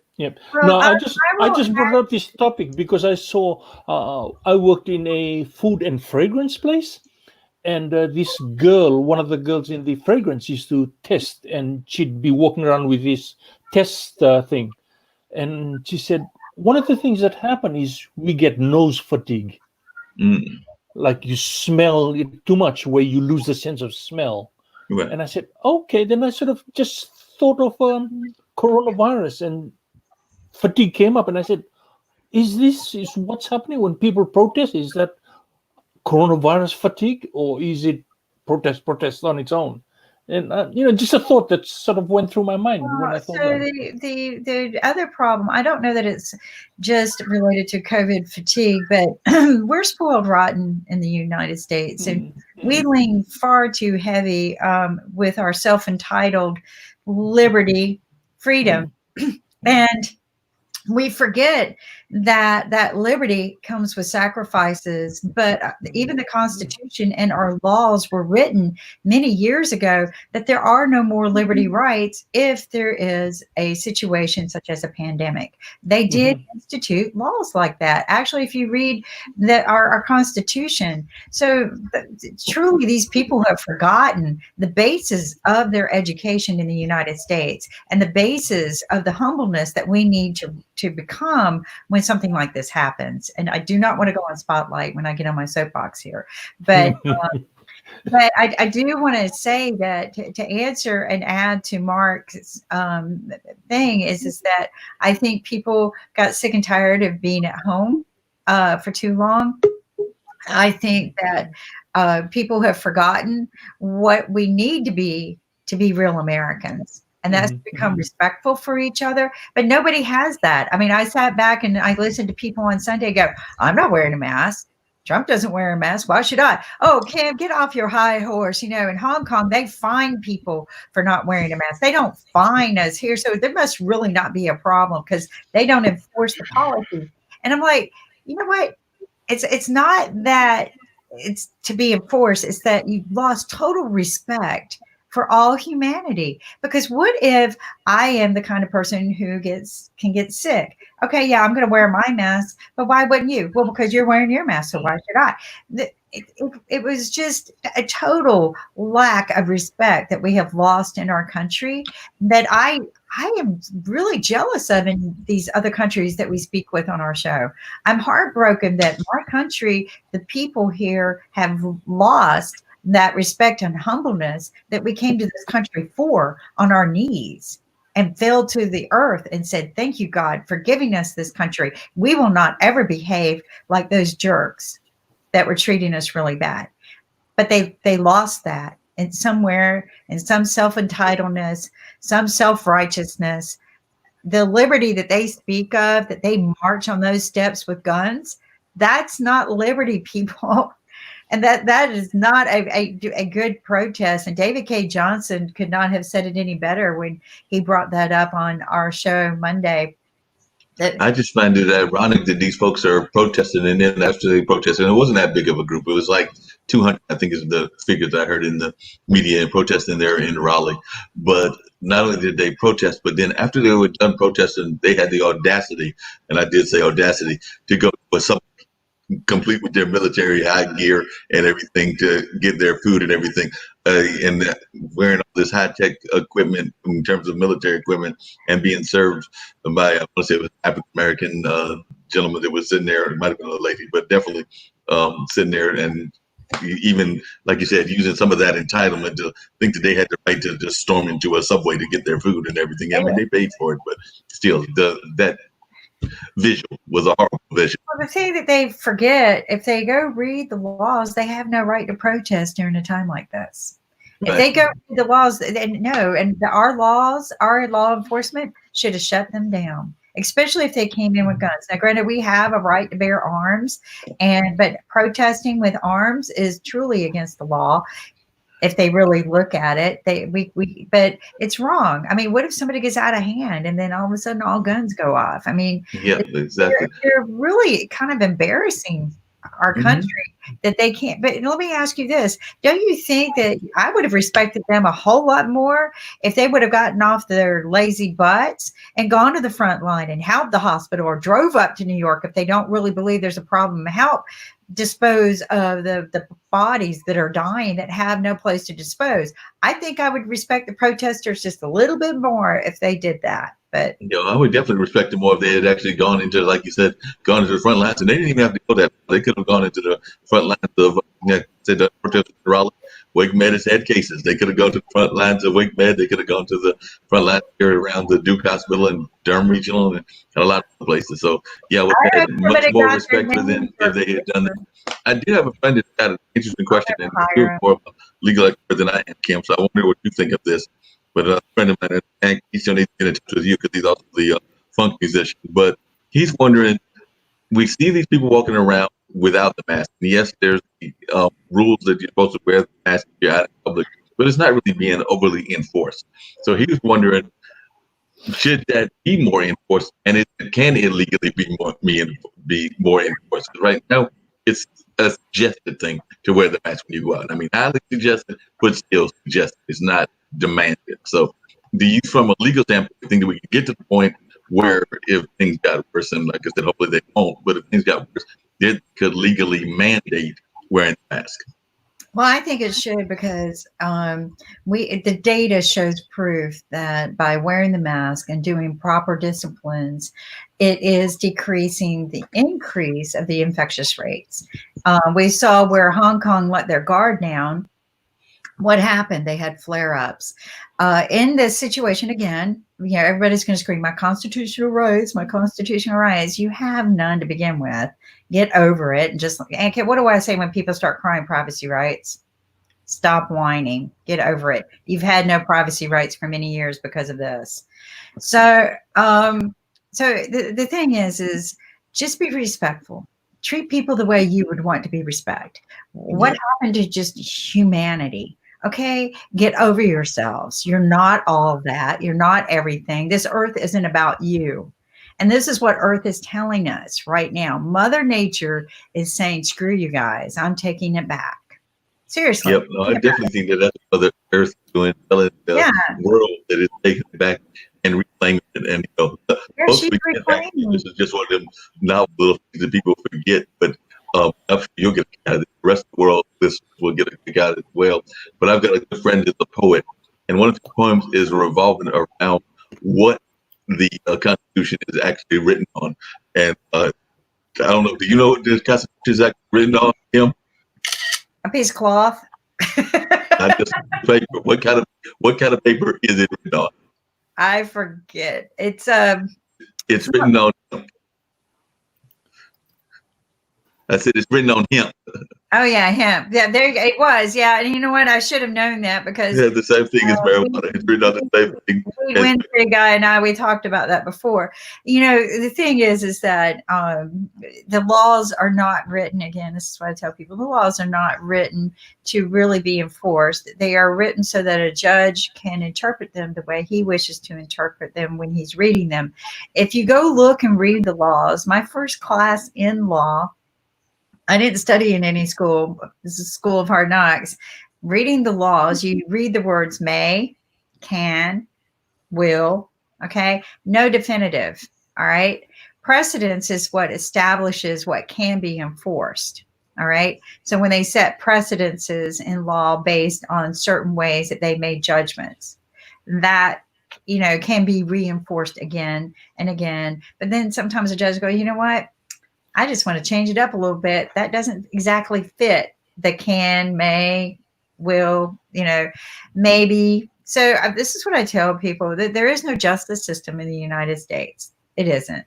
There's not a word called justice. It's a compromise in most cases. Well, it's one that comes from a society, comes personally from, I would argue, too, and basically much. I've got a little picture of everything that identifies African American, but also have some Native American roots. So we know that two of those groups that I just mentioned definitely have seen non-justice throughout history. I mean, the land was stolen, the Indians or the natives, and the African Americans came here, the slaves done a lot since we came here, but I mean, we were brought in shackles. Yeah, and the Native American Indians got shafted so bad. Like, but the thing is that the laws, again, are not written for the benefit of common man. They are established for the top 1%. That's who makes the laws. The Constitution was intended for the common man, but the rich men are who run the show. So we just if we're going to make any changes, we're going to have to change our leaderships, period. We're going to have to get in place and make the right changes. And this is what I tell people: stop voting for the billionaires. That are, again, our primaries and our campaigning, they're not designed for a common man to even become president. Which, well, that's the question I had for you, Kim. You raised it actually on the podcast and in our chat back and forth. And I heard what you said, Mr. Our guest on the podcast, and some how you were afraid of some of what he was saying. But my question for you is, do you think that we can ever have a third-party candidate? I mean, I was a friend of Lenora, a fan of Lenora Fulani when she ran. I was a fan of a number of other candidates that ran as third-party candidates, including some that I look at now, like the Green Party and others. I mean, I just look at them. I usually wind up voting Democratic. But I'm just wondering, do you think that there can ever be a true third-party viable candidate? I mean, a lot of the other countries around the world have multiple candidates. I don't know how many y'all have been Malaysia. I don't know how many. I think there's tons in India from what I've read. I mean, there's like various parties, and I want to say the same for other parts of the world where we see that the system can't work where you have more than two parties. But we've been stuck on stupid or stuck on two parties for a while. So I'm just wondering, as one that studies the world, looks at the world, what is your thought as to whether we can actually ever get to a viable third party? You just answered your own question. We've had them. We've had some brilliant people. And during the last campaign, all I heard was everyone saying, well, I can't vote for Hillary. There's no way in the world I'm going to vote a woman in the office, or I hate Hillary, so it's got to be Trump. There was a third person, but you yourself said you're always going to go Democrat. Why? So see, until people with the mindset that you just established change, no, absolutely not. We will never have a human in office until people with your same mindset. See, I voted a third party. I did. I voted the third. There was a third person that ran. Kim, I think you have. I had the balls, excuse me, people. I had the guts to vote for him. I had the guts to vote for the third party. Well, I actually did some research on the I actually played third party. I actually went with Hillary, and I'm not going to say that I had any regrets with going with Hillary. Actually, I was actually a fan of Clinton. They were given that he did some stupid stuff that was his private life. I liked Hillary. I liked Hillary. I did. I liked Hillary, but I want to get rid of both parties. I don't like either one. They've been around 200 years. What have they gotten us? Yes. I have two issues. I just want to know one thing, Ma'am Kimberly. Basically, my research area based on. Can you hear me? Yes, I can. Yeah. Can you hear me? Yes. Thank you. Basically, I'm doing PhD on glass ceiling factors. So when a woman, they are just taking the top position, a state or like example, a university or a corporations, what type of barrier they're facing. I have my publication, research publication, I will share with you, I will email you. But my issue is that, like example, we think like, okay, I'm doing research on Malaysian market, especially for glass ceiling factors, women empowerment, like their political issues, their social empowerment, their family environment, their engagement with the organizations. But I just want to understand the US cultures, even like example, education wise, even culture wise, as well as women empowerment and all of the issues. We still believe USA is in top positions. But why that this kind of issue is come, like Hillary Clinton is a woman, that's why we will not vote for her. But basically, it's a very weird, like a women. She can. Well, you just actually might have, like you said, probably answered my own question. So the way you framed it may have answered your own, because definitely, if you look at, and I'm not counting because she's a woman on the panel, but the interesting thing is that there are certain things that we allow women in our society, I mean, the United States, to go for, including even in the corporate America. There's tons of corporate presidents that are women and done great jobs, everything of that nature.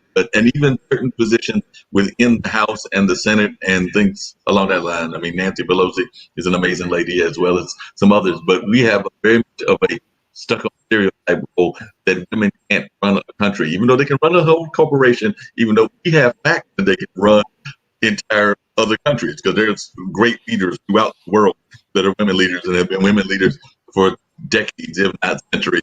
And we've seen proof of that. But for some reason, there's this mentality that it's got to be the next George Washington, the next Abraham Lincoln, the next Winston Churchill, the next JFK. I was named 4 of our legends in terms of presidents and everything, but it's got to be the next one of those. There might even be something. So the next Reagan for those that are more on the Republican side and think he was the greatest thing since sliced bread. I actually was not one of those, but there are those that thought that. But there's this thought that women, because of and it's gender bias, serious gender bias. There's gender bias on a lot of things in our society. I would argue that the 2 biases that are the biggest in our population and ones that we have. Oh dear. Oh, sorry. Again. Sorry about that. And we got to get hit fixed, but I will answer some of your question is that I always say it's not a glass ceiling. It's a stainless steel ceiling. I've survived. Okay, very few women do. There was research done at North Carolina State University several years ago. Over 65% to 80%. Between 65 to 80% of the women in computer science and engineering fields drop out before the first and second year. And that was disturbing. But I'll tell you, it's not a welcoming thing. Less than 10% of the women hold leadership roles in the U.S. And what? Like Mark was talking about, there are some great women who run other countries. And what I have noticed is if you really take a look at the data, right, the countries that are ran by women, they're a lot more peaceful. Think about it. Very peaceful. And I'm going to share with you a little bit of difference about the way a woman would run something versus the way a man, because I worked always with men. Go ahead, Ankit. And we have examples like Germany and New Zealand. Both of the countries are running with women, and they have zero. I mean, I can't say zero, but very few cases. And then I think they are doing good. I think Germany is still having a lot of cases, but then they are fighting it, and they have a very less mortality rate. But New Zealand, I think they said that they are corona free right now. And it's just that in the past as well, we have discussed about how we have to do a balance between women and men. But in some countries who are underdeveloped and who are very poor countries, they are having the problems of managing with men and women. But if you talk about the intellectuals and if you talk about the countries who are educated, they believe both are equal. I mean, we don't have to. There is no point of discussing. But I believe that women are more superior than men. We're just different. One of the things I learned that was, I'll probably never work again after this, but here we go. All right. So the difference between men and women in the United States, something that I learned in my 35 plus years of working, and I work corporate as well as I've done a lot of government contracts and bidding and things like that. But you will find less than 10% of the women in the United States have leadership roles. It's already been reported. Back when I was doing a lot of government contracts as my own independent company, Obama had came out with a law that said that they had to increase the acceptance of female-owned companies by 20% in the bidding process. The way the men got around that, so they didn't have to hire us, is they implemented the contract bidding, the rules and criteria. And in the criteria, they said in order to get this contract, you have had to have at least 6 years of experience in this government contract. So that just obliviated any female who had never gotten it. But at that time there was very few women, if any, contracted. But I won a bid a year and a half ago for a major corporation. I was the first female in over 200 years to get a contract of its kind, and they quickly fired the gentleman who hired us. Just to explain to you. Hey, Kim, what do you think about set asides? Just to let you know how that goes. But one more thing I want to share with you about how the different worlds work. And I'm going to put this in my next book and I don't hate working with it. I love it. I have done it my whole life. I've been the only female in almost every position I had. And or the first one ever hired. But this was interesting to me when I started working in, and I learned the way they do budgets, men versus women. Okay. Now, men, they joke about us. We spend money, right? We go shopping. We might go buy clothes on sale or something like that, but we budget. We budget a house. We budget our meals. We budget everything. We try to not spend more than what you make, right? Maybe save. So men, this is how they run a budget in our country. I don't know about yours, but it began in the military and then it just overflown into the corporations because what? They're ran by men. So this is how it works. They get a budget and have to go buy something. And then they have to make sure if they don't spend that money every year, that exact money, they won't get it the next year. That's a rule. So they're encouraged to make sure they spend that money, whether it was on the right things or not. Then if you spend just a little bit more, not too much more, but a little bit more, and the budget was approved, then guess what? Your department gets an increase in spending for the next year. If you don't spend all of your money, right? Say it's not like that excess rolls over to you next year. No, you're punished. You don't get that big budget anymore. Your budget's reduced. This is how men do things, okay, in our country. So the military started this mindset, right? The more you spend, the bigger budget you get next year, all right? It had nothing to do with about saving, spending better. So then they got this idea in this bidding system. And this is true, and I think even Dr. You found the same thing one time because I heard him talking about it. The military will literally spend $1,000 a bolt in the bidding system, right? You know, one time I even saw it. They were bidding, you know, we need 5 bolts for whatever. And I'm like, can you not just go down to Home Depot and get it? No, we have to bid on it. And it depends on what kind of budget they're trying to spend, whether they want to spend more or less or who they're going to buy it from, right? So the whole idealism of how that works. So no, the women don't succeed in the men's world because our mindset wasn't set for that. When if I were running a department, to me, it would be about how much money I could save this year. Maybe I'll have extra for next year, and that's not what would happen. You would be punished for not spending that exact amount or maybe more. And then the men, something I learned about them, they would just buy anything. It didn't matter what it was, just as long as they met that budget, even if it was wasting money, spending millions of dollars to then get that bigger budget next year. And yes, I've ratted all you out. That's how you ran most of the corporations down into the ground. That's how it works. And Kim, same thing happened with startup world as well. I mean, people, VCs, they said that you have to spend this much amount of money. And if we have returns, then you'll get more money. And that's what startups do. They are talking about valuation. They never talk about what are the profits and losses. Because if you check most of the startups, I can talk about India and maybe some global startups. If you check the balance sheet, they are in losses. And they're in big losses. And why? Because they're talking about valuation. They're not talking about profit or company. Because and how valuation works, they think that if you have a US market, you have this much amount of valuation. If you have a market in India, you have this much amount of valuation. But most of the money is going in the pocket of those people, founders, and people who are working for startup, and they're getting equal payment as the corporate does. So they get equal amount of payment, and still they consider startup. So I think, as military and other things are concerned, we are not re-evaluating our accounting system and also the finances. We are talking about a lot of rebooting things in the medical industry, in the environmental things like that.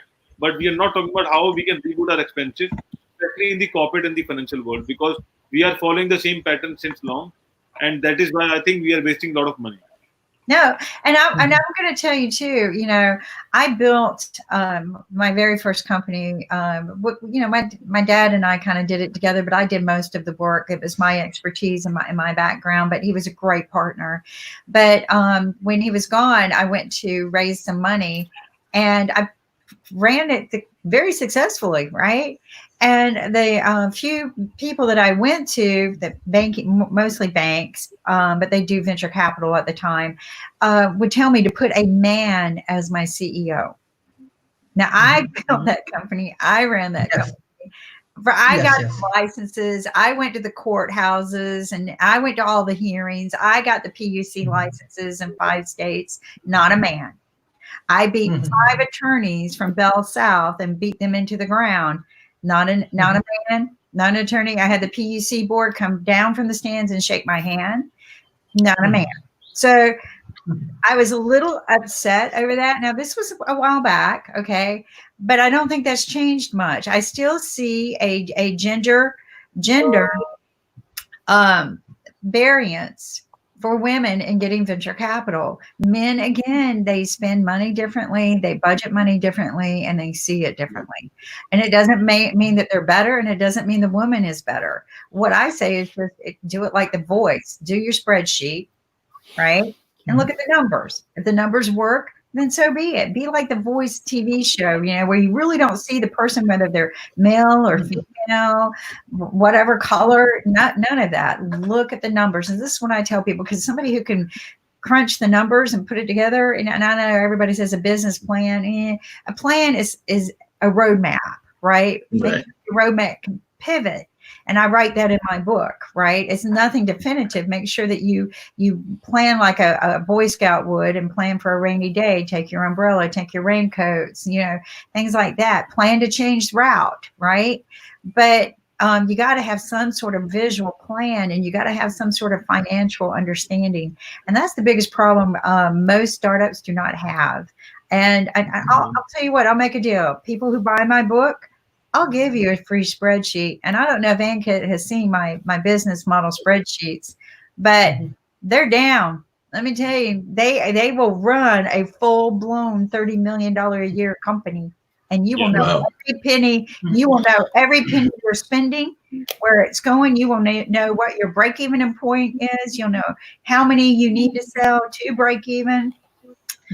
Kim, what's the name of your book? You didn't say the name of the book. And also, really quickly, I was just curious what you think about, I asked that question earlier, what you think about set aside, because we are some people that try to do these programs where they want to set aside. You mentioned earlier the 10% women, and sometimes they try to do it in such a way that they're killing three birds with one stone, because you might need a Black woman, disabled, and a Hindu. So kill four actors because they've got the religious person, the race, the disability, and the sex. So I do know some people, they mark it off 4 times because they just got 4 categories. I'm sure I could have come up with a 5th or 6th category as well. But that was just one hyper example. So I do know that corporations do that. And it's also interesting you brought up about that thought about the woman needing a man image at the front. I've actually, I hate to say this, in the 21st century, I know that there are some businesses out there that would say the same thing about race, meaning that they want there to get a white person or a person, in some cases, another strong, they feel is a stronger minority. It might be an Asian, or it might be somebody that is what they feel is a stronger minority as that front person for an African American run company. So I've seen that even in the 21st century, and that's a shame.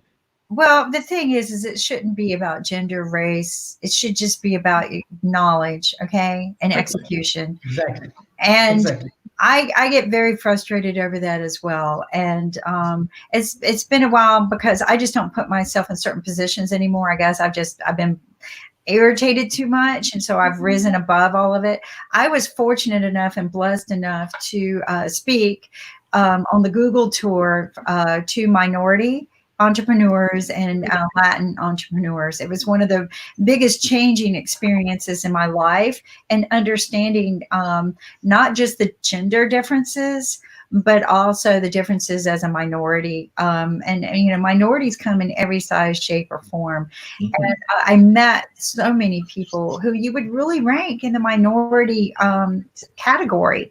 And it was different to me. And I was shocked to be asked to speak, because it was, minorities, Blacks, and Hispanic tour, right? I am blonde hair, blue-eyed, do not speak a lick of Spanish except for hola. But I met, I kid you not, and have made friends with some of the most amazing people that are considered the minority. But I've learned from hearing their stories. Like, I literally go down to Miami all the time now. It's like my second family.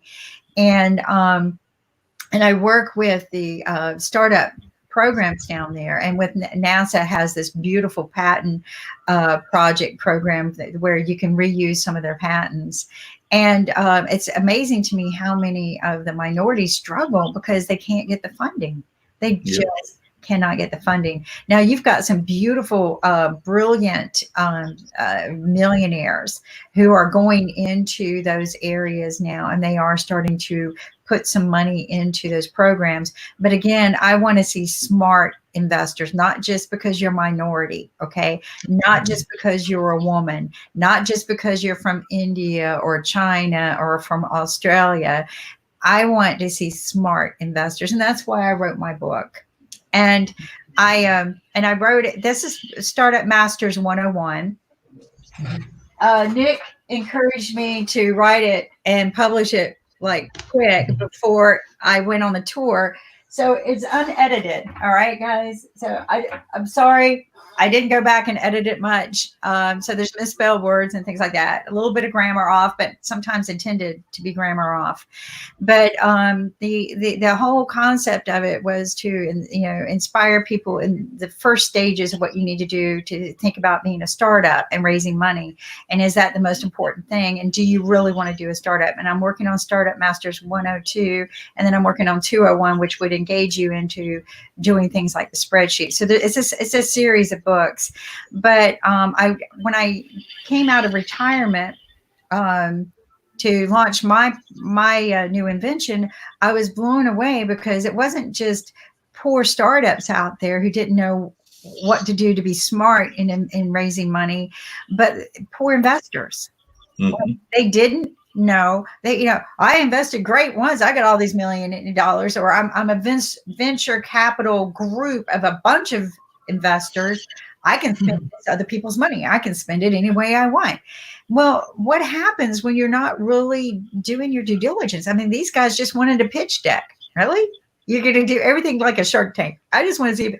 No, I mean, I was blown away with the way things changed. I mean, granted, I won my $134 million raise in my, it was it wasn't even a pitch tank back then. It was a meeting with somebody. I was meeting them to help someone else raise money. He goes, I hear you got a product that you're raising money for. I said, well, it's immediately, I'm like, I've already researched you. It's not what you normally invest in. His attorney said the same thing. And he goes, no, I'm going to give Kim 7 minutes. You got 7 minutes to convince me why I should invest in your company. And in 7 minutes, because I knew everything here and here about, I didn't even have a pitch deck, but I knew my business plan. I wrote a 45-page business plan. And I knew my numbers inside and out, that in less than 7 minutes, I convinced him. Less than 7 minutes, I had a contract being, prepared and faxed to me before I got home. And so this is what I tell people at the end of the day, what happened in these, 10 to 15 years since I had gone into retirement and then came back out, is everybody wants that Uber. That's just a one-time deal, where people invested $50,000, or they want that AOL or that Google. And, quite frankly, Google was not an overnight success. They spent years and years and years of stacking hard drives on bread racks, right? They just got smart. Hey, we're not going to repair anything that breaks. We'll just throw it away and put another one up there. It's cheaper.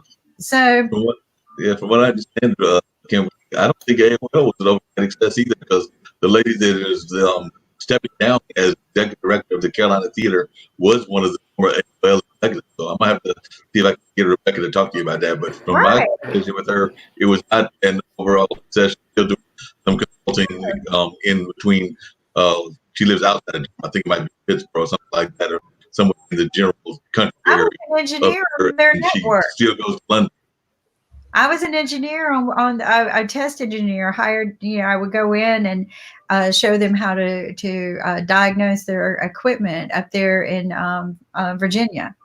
So I went into their labs before they even became famous. So no, none of these are actually, if you watch some of our Money Masters TV series, you're going to learn that these investors, or not investors, these millionaires and billionaires, it wasn't overnight success. It was 20 years of, most of them 20 years, some of them 12 before they saw anything. And this is what I tell people up front, you know, and if it's interesting because I didn't expect much out of the book. I did it like Nick said, use that as your business card. You know, because you're going out and speaking with Google, you know, I really think you need to get that book out. So I did, I pushed it out. And I put my heart and soul in it. It was based on my commencement speech in 2018 to NC State University. I just took the 5 things that I told NC State and put them in that book, because that's everything in that book is anything in life. And so I did that. And oddly enough, a millionaire read it. And he said, wow, he called me up. It's not like my dad or my mom buying Girl Scout cookies, right? Mm-hmm. So he called me up and he goes, you got a few misspelled words in here. I'm like, yeah, that's what my disclaimer says, because I wrote it in my disclaimer. He says, but that's the most inspirational book. He's already rich, right? I'm going to buy 100 from you and give them to my board. Oh, what? Would you put a special? So I had 100 printed special for him.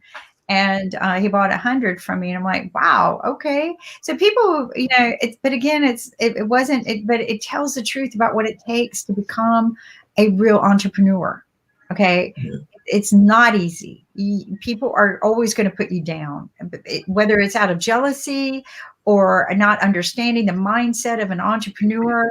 But they're always, it's very rare that you're going to hear that the whole family supported somebody who was out there doing their own startup. They're always going to be your devil's advocate, but you need that, right? You need that. But I always tell people that startup, that's that spouse that sits on the couch, that lazy spouse that doesn't want to go anywhere unless you prod it and you push it, and you have to make it love you back. You have to put everything into that relationship, and that becomes a full-time relationship. And that's what I tell people. It's not a baby, it's a relationship. And yep. That's the reason why so many marriages fail. I'm not saying all. There are a lot of people out there who really do good together like that, but there are a lot. I mean, a lot of the people I interviewed have been married more than once, you know, to their client. The first really big billionaire I ever met in my life, I was translating Japanese for him at the Olympics. He was having the Japanese team into his home. And so he asked me to, I didn't even know who he was, but he asked me to come and help him. And so I did. And I asked that horrible question that I was told I wasn't allowed to ask, I guess, not by him, but the people who brought me in. But I asked him, how did you do this? I'm so impressed. I had to drive through 2 guard gates, get to your house, baby grand piano, the biggest house I've walked into my whole life, except the Biltmore Estates. And you got a helicopter pad in the backyard, swimming pool. You know, how did you do this? And this is what he told me: sacrifice. He goes, I gave up a lifetime of life. And he goes, I bought companies, sold them. He told me his whole story. He said nobody ever asked him that. Nobody ever asked him that. But he said he went. That should be the first question that you ask. But he went through 3 marriages. Oh no, I know some business people that told me the pains and suffering that he went to get there. At that point in his life, he'd sold everything off, got married, I guess, the 4th time, and has had children, and he stays home and raises them. Wow. But, you know, he said that he lost a lifetime of family life for the sake of building his business. And that's what I tell people. It's the hardest thing to find is your balance. No, you definitely have to have balance. There's no doubt about that. And you also have to protect against what you were just talking about, which is those dream stealers. Because I can tell you that it doesn't matter what business it is, whether it's entertainment business, corporation business, or even a grocery store or a convenience store or a shoe store. There's a lot of folks out there that will try to steal those dreams from you and try to tell you why you should have, could have, would have not, meaning that there were reasons not to do this versus the reason to do it. You want to show a lot of shade on you. And you're right. Sometimes it's family members, but also a lot of times it's folks that are in your inner circle, and they'll tell you all the reasons that you should have and that you should not have done the business or whatever. And I prefer hanging around folks that are gonna encourage me in the things that I do, and I think that's what you should do. I mean, just along the lines of your relationship thing, one of the things that I can't stand, and I've sometimes teased friends about it, is the best friend of yours is the one that's going to tell you the real deal early on in the conversations. Like I said, I'm 58, late 50s, still single. But I've had friends of mine that have seen the people that I've dated told me after the fact that they knew that was not the person for me or whatever. I'm like, well, you needed to tell me that before the fact, not after the fact. If you already saw the warning sign, you need to go ahead and warn me. Well, can I give you a little tip? That don't work. They end up not being your friend anymore. The minute you open your mouth and tell them the truth, you don't know what you're talking about. Your friendship's done. I've already played that game once. So I keep my mouth shut when it comes to people and their relationships. I just go along with it and enjoy their company. When they enjoy it, when they get their heart broken, then I'm there. So I just sit back and go, and I don't ever say I knew or I told. Because then they go, why didn't you tell me? But if you tell them, because I did this once with a very, very dear friend, and it was almost 10 years before she called me back after she went through the divorce. So, and I love her dearly. She loves me dearly, but I'll never forget that phone call I got from her. I was at work and I got home and it was on the answering machine. It was, hi, Kim. I know it's been a long time, but can you talk to me? And I realized, it was hard for her to do that, right? And I didn't want to play the "I told you so." I didn't want to do that because that hurt. Because she got hurt. So and that's the one I don't like. Like I said, I've jokingly said that they told me then, but you're right. I probably wouldn't have listened to them because I was in the heat of the moment or whatever. But at the same time, I don't want the "I told you so" kind of stuff. After the fact, it's probably best, like that, to be silent throughout, both beginning and afterwards, versus warning after. I mean, it comes up in conversation. It comes up in the conversation. Then you tell me that, but I'm not pushing for it. Got a quick question for Lynn. I thought I'd enjoy the conversation and get off of our relationship woes or whatever. But my quick question for Lynn is: I just had a produce box delivered. I know we have a dollar store here in the IBMTV. But I want to know, do we have any bread that can be delivered? Because I don't have any bread in my house. I know you said we got toilet paper, we've got certain other products, but I saw some food products, but I don't remember if bread was on that list. So I'm thinking about going to the dollar store and ordering some things from our local dollar store sometime this week. So it'll be in my house sometime soon, since I got a little bit of cash on my hand. Not a lot, but I got a little bit. Government did come through in that sense. So I got bills to pay too, so it's not gonna be a lot, but I might drop a few dollars and it'll save me some money if I go to the dollar store. So I'm getting ready to go to the grocery store later on today, but I just want to know, do I need to hold off on the bread, or do we have bread and milk and orange juice at the dollar store? Unfortunately, they're perishables, so it's awfully hard to ship perishables, which might take 3 days to get shipped. So because it comes from California right now. If you're Mark, you're in South Carolina, is that North right? Carolina. You're in North Carolina. Whereabouts in North Carolina? Durham, North Carolina. You're in Durham? Okay. Yep. Well, I'll call my son and have him deliver some bread and milk to you, or because he lives in Apex, or I'll call my nephew who lives in Durham and ask him to deliver it to you. So anyway, sounds like a plan. but we don't have it on the dollar store. We really don't have perishables, unfortunately. Although some people might consider toilet paper to be perishable, but that's a story for another day. Let me quickly talk about the dollar store, and then I want to comment on some thoughts that you and Kim were talking about entrepreneurship, because I've been an entrepreneur since I was 25, so that's about 25 years, right? If you believe that, you believe in Santa Claus. So anyway, no. I was thinking you were 40. Lynn, I thought you were 40. Thank you, Mark. Anyway, so let me tell you about the Dollar Store. We're here to support Money Masters and the mission of Money Masters, teaching financial education to young people. But sometimes maybe it needs to be older people who need to be taught too. But the point is, it's a wonderful mission. We really want to support it. We have a great store.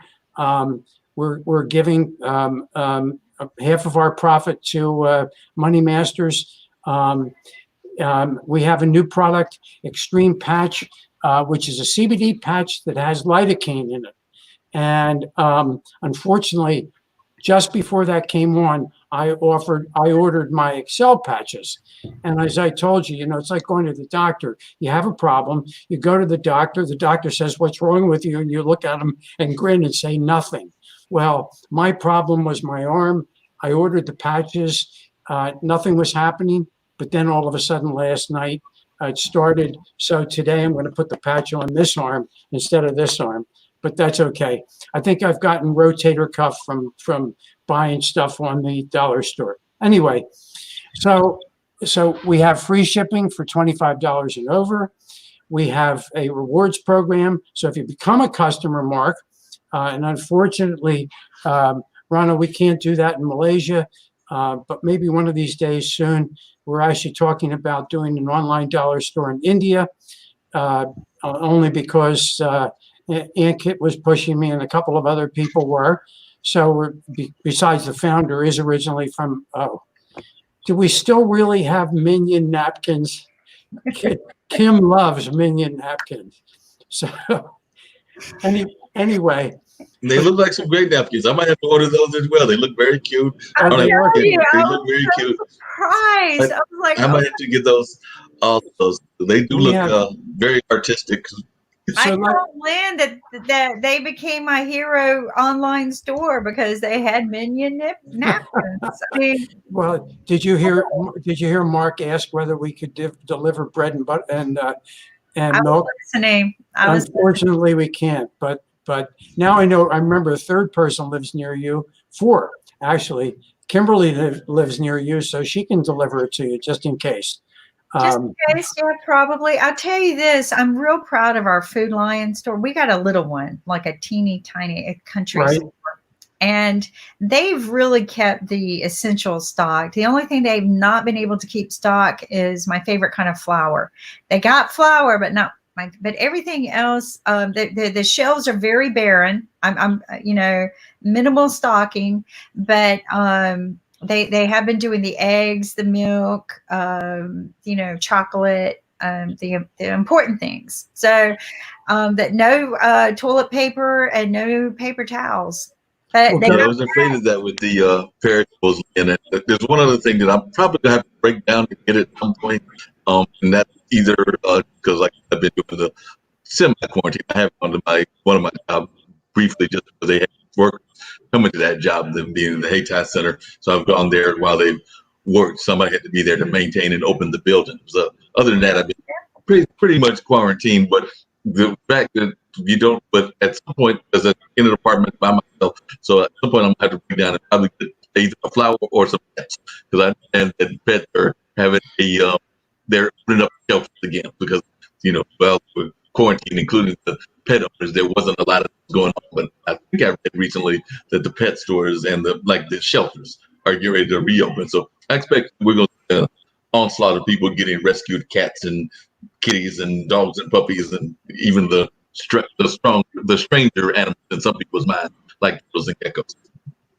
Well, and if you got somebody, also, this is what I tell people with the Dollar Store, and we're so thankful for what Lynn's doing for us, but is, you don't have to buy for yourself. If you got somebody who just had a baby, they got a ton of baby stuff on here, the good quality stuff too, Johnson's and, all of that good quality product. You can buy $25 worth. They give you this $5 bonus back, but you can ship for free. the whole package as a gift. And that's pretty inexpensive way to do something. If you've got of kids somewhere, or no grandparents who go, I really miss my grandkids. They got toys on here. They got school supplies. They've got gadgets, but you can put together a kit for your mom of home supplies so she doesn't have to go shopping, right? And ship her a whole box of, they got all kinds of things, and mom's going to go, why are you sending me house cleaning stuff with that? So you don't have to go shopping, Mom. But it's all from, my favorite store is the dollar store around here. Yeah, I went frequently before. In fact, I have not been since the lockdown. Right. No, I'm a big fan of dollar stores. I said I was to the grocery store, but I get ready to get out of here after we're done. I walk up to the, because it's maybe about a mile, so it'll also give me some exercise. When I walk up to the grocery store, the dollar store is actually before the grocery store. So I know they've got some of the same items that I want. So I may actually make it to the dollar store before I make it to, I believe that's a Paris Theater. Well, let me tell you something about the dollar store. Beat me to it, but I'm gonna go online first and see what they've got before I get to the dollar store. But I still got the perishables, and we know that the perishables are not being delivered, so I might have to still get the perishable items. I may get those from the dollar store, and then I'll come back online and get the other stuff. And it's actually interesting you mentioned getting something for my mom, because I probably need to do something for that, because Mother's Day was just past Sunday, and I'm one of those folks that got stuck with my mom having 2 holidays in the month of May. Her birthday is on Mother's Day, which this year was the 10th, and the 24th is her birthday. So I get to get her twice because she's a May Happy person. Birthday, Mom. And of But course, remember, Mark, that you're supporting Money Masters when you buy online at the dollar store. So just click, get your mom's stuff, and have it delivered to her, right to her house. Deliver some stuff to your house, and then go to Harris Teeter for the rest of it. I mean, sounds like a plan. But what Kim just raised the question, and my question for you is, what do we have for 10 and 11-year-old boys? Because that's my nephews, and I feel like I want to give them something as well. They're about to be 11 and 12. They're 10 and 11 right now. Well, let's see. They got if you go under toys, they got food and candy. They got toys. They've got apparel type things, but they do have a toy section, a toy category. Hold on just a second. And they've got, you might have to shop around too, but they got school supplies. But interestingly enough, in the school supplies, they show puzzles and school supplies are kind of fun. You can get art supplies out of the school supplies. There's office in school. Where's toys? There's pets, toys. Here we go. There's seasonal items. So, you might be able to get little shovels and gizmos and gadgets for them. If you're going to the dollar store, local dollar store, they do have perishable stuff there, like bread and things. Yep. And I don't know if you know this, but they got these there, right? Oh, don't torture me that. I'm a fan of Snickers. I'm a fan of a lot of bad things. Ice cream, Snickers, ice cream. That's where I got hooked on them, was because the dollar store sold them. But if you go online and you want to ship your boys, just go through the toy section. They've got all kinds of neat things. I'll tell you this, we've got this thing called a foot mask, right? Where you put a mask on your feet for treating your feet, because we can't go to the salon to do our nails and feet. They've got all the stuff you need right there at the dollar store, and it's actually very inexpensive. And there's good quality stuff. Collagen masks for the face. And those collagen masks cost me $20 at the cosmetic counter. They're $2 here. So big difference. Big difference. Yep. And 60% of the face mask. I have it around somewhere. We don't have that face mask. We don't have the face mask? We did have it, and it's on order. And I know it's being shipped to the warehouse in California, but we don't have them at the moment. So we had them, just like we had early on. We had toilet paper, then we were out. Now we have more toilet paper. So be patient, because we're going to get the masks. And the masks are better than the one that you just showed us there, Mark, because they're going to last a lot longer. But anyway, so please click the green button go become a customer, get yourself a $5 discount right away before you even start, and then start looking at the site and buy some stuff. Because you're supporting Money Masters. Well, I'll share with you real quick before you leave, Mark. It's so simple. If you go to IBM.TV, which is very easy to do, and we make it so easy for people because we're very proud that they chose us to sponsor us. But it's the big green button. Just click it and there you go. Online. Done. Cool. IBM.TV is easy to remember. Big green button. You're saving. And there you go. So, here it is. Thank you for joining us, Mark. I appreciate it. So, no, glad to join you. Definitely glad to join you. Always glad to pop in whenever I can. And I don't have to run off to the store right away, so I need to stick around for a little bit longer, but definitely always enjoy popping in. That actually raises the question that the store wouldn't know the answer to, but it was actually more of a question for you. I'm going to ask a question now, since we're online and I can answer it directly. I've actually got friends with businesses, entrepreneurs with businesses that are retail businesses. Now, one of them given is a alcohol product, the other is other kind of product, but they were asking me about what they had to do to advertise with IBM TV. Are there any ways they can advertise with that lovely forum here? Because they are interested in doing that. So we do product placement, but we're more than happy to advertise. And they just need to, if they contact me, I'll put them in touch with the right people. Absolutely. Thank you. I would definitely have the gentleman with Shoe KFC, that's the wine company, get in touch with you. It's actually a minority-owned wine company out of Virginia, but their primary distributors are here in the Raleigh-Durham area. And there's also a gentleman with a beer company. So I would put both of them in touch with you. And there's also a couple of other products along those lines. They were very interested in helping you and also helping themselves. Well, there you go. It's a win-win. This is what I tell people. We're all in it together, and we're here to support each other. But absolutely, if you give them the go live at IBM.TV email, or you can give them mine, I will route them to the right person for the advertisement. I will do that either directly or through LinkedIn, but I will definitely make sure that Mr. Brumfield and Jamal, I cannot think of Jamal's last name, but I will reach out to both of them, and there might be one or two other ones as well, and make sure that they get in touch with you and figure out how that goes. Absolutely. Thank you. And don't forget to watch Kevin Godey tonight. And then we have a Henny Morales. I think if you go to my Facebook, if you can get on my Facebook, find me on Facebook, I'll try to share a link with you. There is I guess a showing of Lynn, help me out here. Is it a preview of Henning's new movie? I think it's a preview of his new movie tonight. Yeah, so it's a watch party of Henning Morales' from LA movie tonight. So it's at 9 p.m. Eastern Standard Time. Right. So thank you, Mark. We'll see you. Thank you. All right. Okay. Walk safe. Be safe going home. Yep. Okay. All right. So, okay. And always enjoy our regular guest.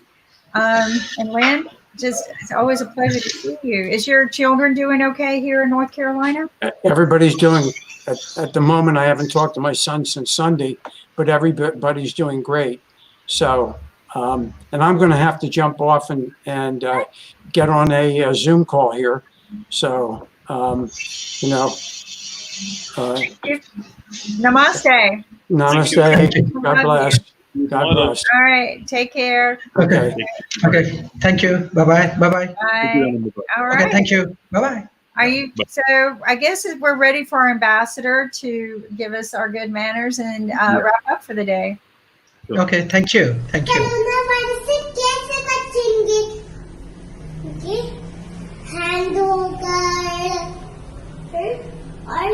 और ऐसे अपने खांसी जब आएगी तो ऐसे करेंगे अथू अथू और कोरोना वायरस को धन्यवाद हमारा म्यूजिक सुनने का. Lovely. Thank you so much. Thank you. Bye-bye. Bye. Thank you, ma'am. Thank you for joining us. Thank you. So it's time to wrap up, Kim, and it was a good start of Wednesday, although most of the startups didn't show up, but that's how the startup world works. And we have to accept that, and we have to move on. So let's see how we can plan tomorrow's Podcasters Day with a lot of new podcasters, and also Kevin Goatees. I'm excited to, but I will be watching the recordings because it's early morning my time. So let's see how it goes. Thank you, and it's time to wrap up. Take care, and take good care of yourself and your near ones, especially the children and the adults and the senior citizens at your home. And it's a responsibility to take care of everyone around our neighborhood as well. Thank you for joining us. It's time to wrap up. Bye bye.